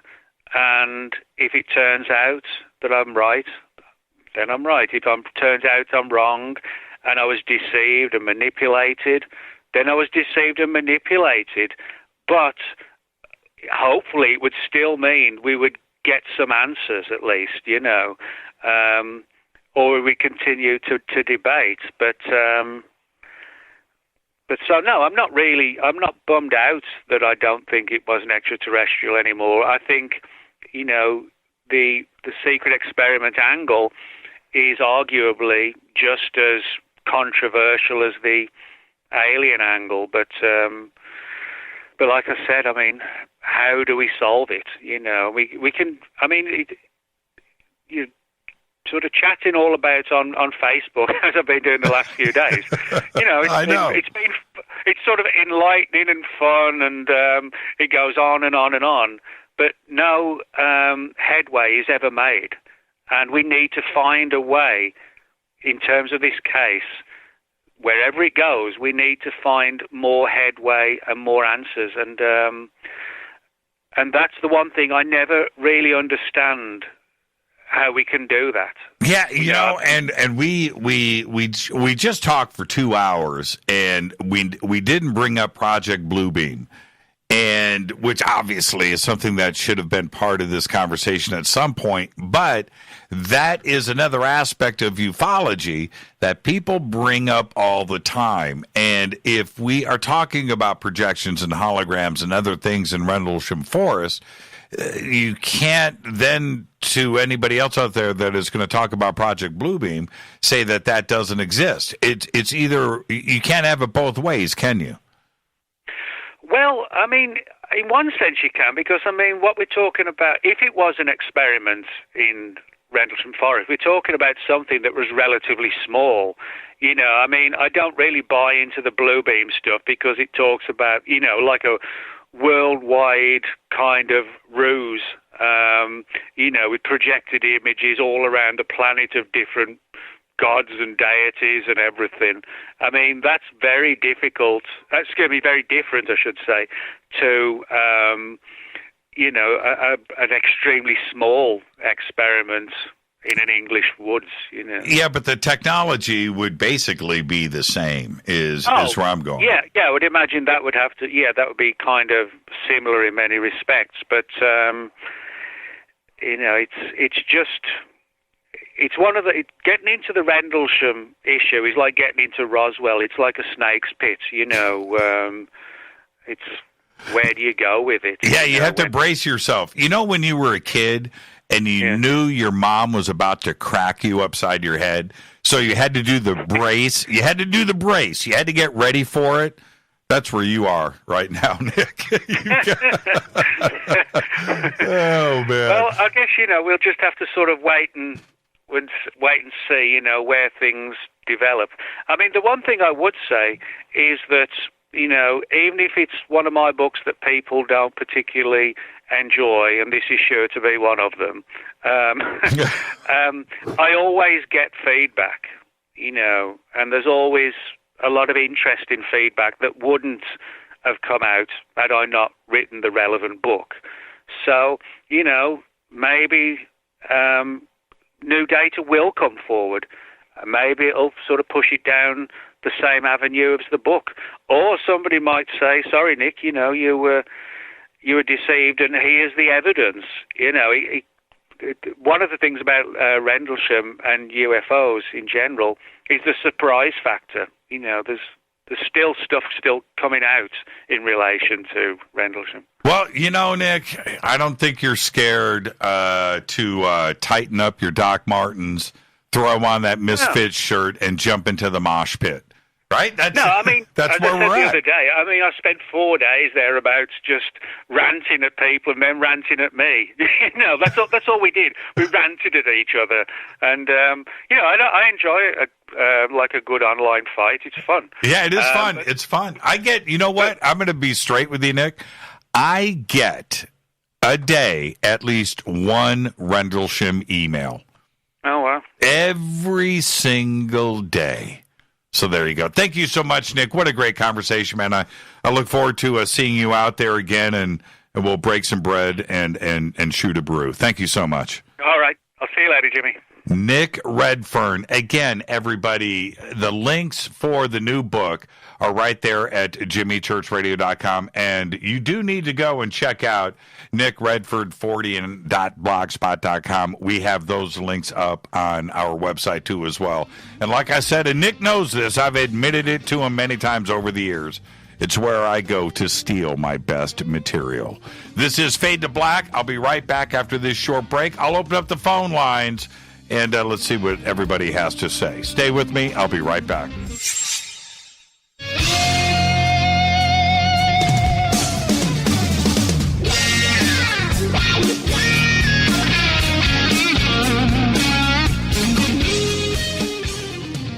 Welcome back, and all I have to say is, man, oh man. Nick Redfern, and I've read the book. You need to check it out. And we all know something happened out in Rendlesham Forest. What it was, and all of these different aspects, and have been put out there for years. And it's a very difficult thing to wade through. And listening to Nick tonight, I think this is what is most important here. He said something as significant as it gets. Everybody that was involved with Rendlesham has their own individual take. Everyone. You need to think about that. And what do? I'm going to say something else that I've said before in the show. But when it comes to John Burroughs, and I hope that John is listening tonight, John Burroughs and his many shows here, but we've done 2 or 3 specific Rendlesham shows. And I think that the last one that we did together on Rendlesham was one of the best. And listening to him recount through direct eyewitness testimony from somebody who was absolutely there is an unbelievably mind-blowing thing to go through. Not only for me, but for you as a member of the audience. And I know that John and everybody there too as well have gone through a profound experience, one that I can't relate to. I've seen things, I've gone through things, but nothing like that. And we have to listen to him and Peniston and Halt and others that were there because they are still with us. This is a modern event, and something happened in the forest in between Woodbridge and Bentwaters. There's no question about that. And this twist on Rendlesham is an interesting one. And how many times do I have to say it? We have to push all of our chips into the middle of the table. We have to. We have to listen to everything. We have to. We absolutely have to. So I've opened up the phone lines, 747-228-2051, 747-228-2051. And there is I think that the most profound takeaway from not only this show tonight with Nick, but his book is this. All of us have come to conclusions about Rendlesham, and it's very hard to get off of where we are at. It's very hard. It's very hard. It's very hard to convince somebody, and that includes convincing me. Okay? It's hard. And a lot of the things that we base Rendlesham on and around is the other information that has come to us secondhand, third hand, fourth hand. That's the way that it is. Okay? We need to go back and look at all of the evidence and all of the direct stuff. And that's what is most important here. Is getting off of something that we have been trusting, and I keep using the word dogma, which is things that have been put out there for so long that now it's established, right? That it is established. And that is, again, something that it's difficult to do in any aspect of life, any aspect of it. No matter what it is. And I don't care if we're talking about radio-controlled airplanes, boxing, the NBA, ufology, politics, religion, history. It's a very, very difficult thing because once you have read it over and over again, it becomes established as fact. And that's the truth. Dogma is tough, man. It is tough. Okay, so with that, let's go to the phones and let's see here. Let's do this. I'm going to do that, and now I'm just going to go in order. Here we go. Hi, you're live on Faded Black. Who's calling? Hi, Jimmy. It's Deb. Hi, Deb. How are you? Intrigued. How about you? Yeah, completely. So, what are you intrigued about? I know that Deb, you've been following ufology for a long time. You've been a part of this show. You've listened to nearly every show, every guest. This is a subject that has been covered many, many times. And like I said, I know that you've got your certain ways of looking at Rendlesham. Then you listen to a show like tonight. So how did it affect you? Okay, so first of all, let me just clear the air because I tweeted a lot of stuff. A long time ago to Stephen Greer, and seeing that Don't forget, you're talking to the person who thinks there's a military base under Skinwalker, okay? Okay. So that it's possible. So it's totally possible in my mind that this whole thing could have been a military thing, like he said, to test those people and use them as guinea pigs. I get all of that. I understand the significance of developing these things for warfare.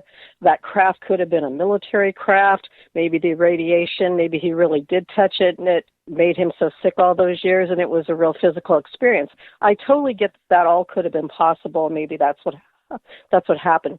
There's just two pieces of this that I have a problem with, and you asked exactly the two questions I wanted you to ask, Jimmy. You said, well, when they looked over that hill, Holt and Peniston, and they saw the craft, and then, Peniston went towards it, what is it that you're saying that they saw? Are you saying that it was a military craft? And he just pivoted off it and went back to the hallucinogenic point and didn't answer the question. So I have a problem with that. And then the other thing that bothers me is discounting Peniston's experience and saying, well, he was just probably breathing in LSD fumes, and so he didn't physically touch the craft. It didn't, whatever made him sick didn't really matter, and he didn't say that, and I haven't read his book, so not to discount what Nick's saying, but I felt like Peniston's experience was being sidestepped or discounted, and I didn't like that part of it. That part of it upset me a bit because I have followed extensively over the years what Jim Peniston has said and how this affected him and his testimony at the citizens' hearing, and it convinced those congressional people they got involved and got his medical records pulled because they had been covering him up. So those are the two pieces I have a problem with. Yeah, and I think that even though I did ask those questions directly of Nick, I don't think that Nick can answer those. He didn't. He pivoted. But he'd make a good politician. He pivoted right off of them. Well, but I don't think that's yeah, okay. But I don't think that's the point. I think that the point is that not only can he not answer them, but if we pull into this aspect of holographic projections, and what was it that Burroughs and Peniston saw from the ridge as they peeked over the top of the ridge? These are parts of the theory presented here by Nick that he knew people are going to come at him and go, well, wait a minute here. So I understand that part of it, and I asked that question directly to Nick, which is, you've got challenges in front of you because everybody knows so much detail about Rendlesham that, excuse me, if you're going to present this, people are going to come at you. They've got a long list of stuff. And he said, well, I realize that, and I just have to be prepared for it. It's going to be a challenge. And I think that's the way that we have to look at it. Nick's not a dumb person. He's very smart. He's very intelligent. And if you're going to go and present an idea of not only holographic projections and a government experiment and hallucinogenic drugs, and all of this was done by design, you are going to have people come at you and debunk and be skeptical about all of this. And I think he understands that, Deb. I really do. Oh, I think he does too. I can come up with an answer to the craft if I were him and I were trying to say it was a projection. I would say, well, it was a physical metal craft there that had, radiation or whatever, but they projected a hologram on top of it, and that's why Jim saw it looking a certain way or saw symbols on it, because that was the holographic part. I mean, I could come up with a better explanation of what it really was than what he answered, and I guess that's the part that frustrates me. Yeah, well, read the book. The book's a fascinating read, I'm telling you right now. Read the book. Did you read the whole thing? Yeah, I don't want to give anything away. I can't do that. I want everybody to go and read the book. It's really, really good. I'm just saying that it's not about, the book doesn't approach direct interviews with Burroughs and Peniston and Halt. Doesn't take that approach. It takes another approach with other people that may or may not have been involved. So that's all I'm going to say at this point. But yeah, it's a really fascinating read, and like I said, I like Ned. It's just go ahead, pushing. I'm sorry. It's just pushing another idea out there so we can discuss this. And I meant this earlier, Deb, when I said it's all of these discussions, whether it's a government experiment or ETs with Rendlesham or any other case, you're never going to get to the bottom of it. It's endless. It's endless. And they all are. Every case is. So there you go. Thank you so much, Deb. Someday we might. I'll see you tomorrow night. Okay. Thank you. Night, Jimmy. Go back, Tepe. There you go. Go back, Tepe. Thank Bye. you so much, Deb. That's Deborah Mento calling from Sacramento. Let's go back to the phones. Hi, you're live on Faded Black. Who's calling? You're live. Oh, okay. Oh, that's my bad. Hold on. You're live. Any other case? Yeah, you're live. Oh, you got to turn me down in the background. Oh, can't do this. You got to be ready when I pick up the phone. Oh, man. Sorry about that, everybody. Hi, you're live on Faded Black. Who's calling? You're live. Hello? Yes, you're live. Hi, Jimmy. This is Josh in California. How are you doing? I'm doing good, Josh. What's on your mind? What'd you think about that conversation with Nick? I thought it was awesome, actually. It's surprising that more people aren't tuned into this aspect of the ufology and the whole UFO movement and, just all the information that's out there because, I just thought I was blown away. I thought it was awesome. I ended up buying the book and I've been writing about this recently in one of my own books. Well, see, this is the thing. I'm glad that you have an open mind. I do. But still, even for me, it's going to take a load of stuff for me to go off of the things that I've already come to conclusions on. But I'm just like everybody else, right? It's especially when it comes to UFOs, it's a difficult thing to do, isn't it?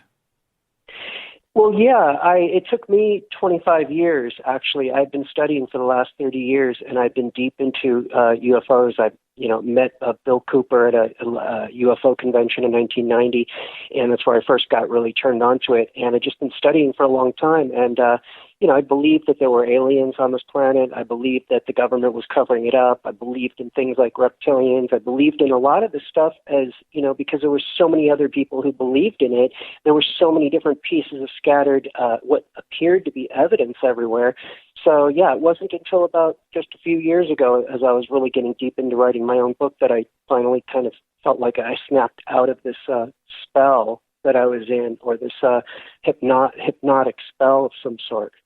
Well, I have seen things that I can't explain, right? I have absolutely 100% seen things that I absolutely 100% believe that they were not from this earth. Okay? All right? That's it. There are other things out there that, for me, I think people have witnessed things that they can't explain, and that's fine, and that's what brings them to, our community. But it may not necessarily be something extraterrestrial, something from off-planet. And then we go to something like Rendlesham, and Nick presents a very compelling argument in this book. There's no question about it. But if you go back to the Halt tape, the audio tape, when he says it looks like an eye winking at us. Well, hold on a minute here. That doesn't sound like something conventional of this earth, number one. And then two, after he says that, he says it looks like it's dripping molten metal. Right? Do you remember Halt saying that on the audio tape? And that it's moving through the forest and winking at us. And it looks like a giant eyeball.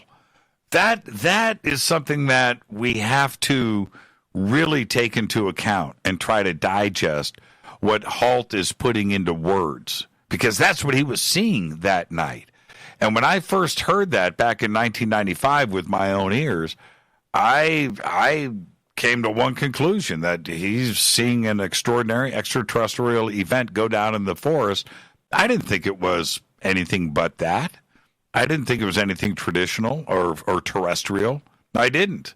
And I'm still on that side of the fence, even though Nick has written a very excellent book and forces me to think that there's something else that we need to consider. And I'm okay with that, Josh. Yeah, I think it's definitely important to take that into consideration, and I do agree that there's something else out there as well. I'm one of the things I found were many references in the Rig Veda to what seemed like celestial vehicles, and it was also connected with the mushrooms back then and the soma sacrifice that they were using and doing. And some of that seems to have been picked up by the intelligence agencies and is being used within aspects of MK Ultra.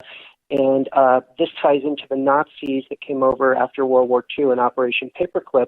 But they didn't just bring the flying saucer project over. They were the ones who got involved in the MK Ultra in the drug experiments. And I think that there were some interesting things that happened where they had some people like Andrija Puharich, who was brought in Uri Geller to the United States for the first time.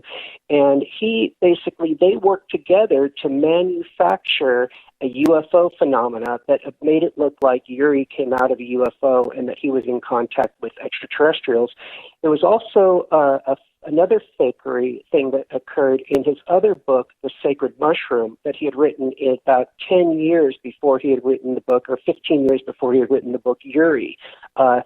So Andrija had written the book The Sacred Mushroom because he was involved in some of the MK Ultra experiments, and he was also involved with Uri Geller and some of the getting America to believe in this idea of the psychic phenomena that Uri was supposedly capable of doing. So what it seems like is they've taken the psychedelic. Also, there was a lot of people, the hippies, before they were involved in the 60s, because I'm one of them, basically, but not quite that old. But, I've done a lot of psychedelics in my life. And one of the things I found interesting was, and Adam Go-Rightly's book recently in A for Adamski, he talks about one of the cases of Bernard Copley, who wrote a book called Hallucinogenic Drugs and Their Application to Extrasensory Perception in 1962. Well, apparently Bernard was attending the Giant Rock meetings that were happening in California, where people were gathering and taking mescaline, acid, psychedelics, peyote, and mushrooms. And, I think that the intelligence agencies had noticed that perception had allowed people to be able to see the actual UFOs better and the real ones. And they had announced in the 1950s that the Air Force had announced that they had discovered that through radar and through some of that investigating that was going on, that they sensed that there were biological animals that lived in an unseen infrared area in our own atmosphere, and that they were harmless to us. So it seems like they had figured out, between Wilhelm Reich's work and James and Trevor Constable, and they had figured out what the UFO was, that it was a natural phenomena that was existing in our atmosphere, and then they re-engineered that into a mind control program through MKUltra to make people believe that aliens were piloting the flying saucers that they were flying around with their secret technologies, and when people would see the UFOs, they could say it was the Nazi, the flying saucer technology, or vice versa. And that would serve all of these purposes of keeping the technology secret and also creating a new ancient alien type of agenda of making people, replacing the idea of God because it's dying out in Christianity with a new idea and belief in aliens. And I think that's a lot about what's going on right now. Well, and I think that is a very simple idea to come up with to help what was going on in the late 40s, 50s, and 60s, well, and through today. It's a very simple concept to just push forward. It's not complicated. And I get that, and I understand that. What that doesn't explain is everything before 1900, everything before Kitty Hawk. It doesn't explain anything about what was seen in the skies in the early 1800s, 1700s, 1600s, and then going back thousands of years. That only fixed the narrative of today.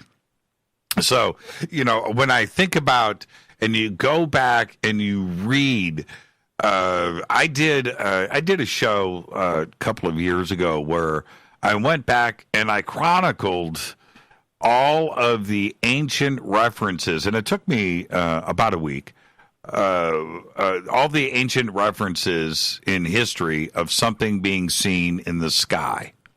Okay? Not birds, something. And I went back and I found things in 400 BC, 500 BC, 1000 BC, all the way up to, I think I stopped at the year 1000.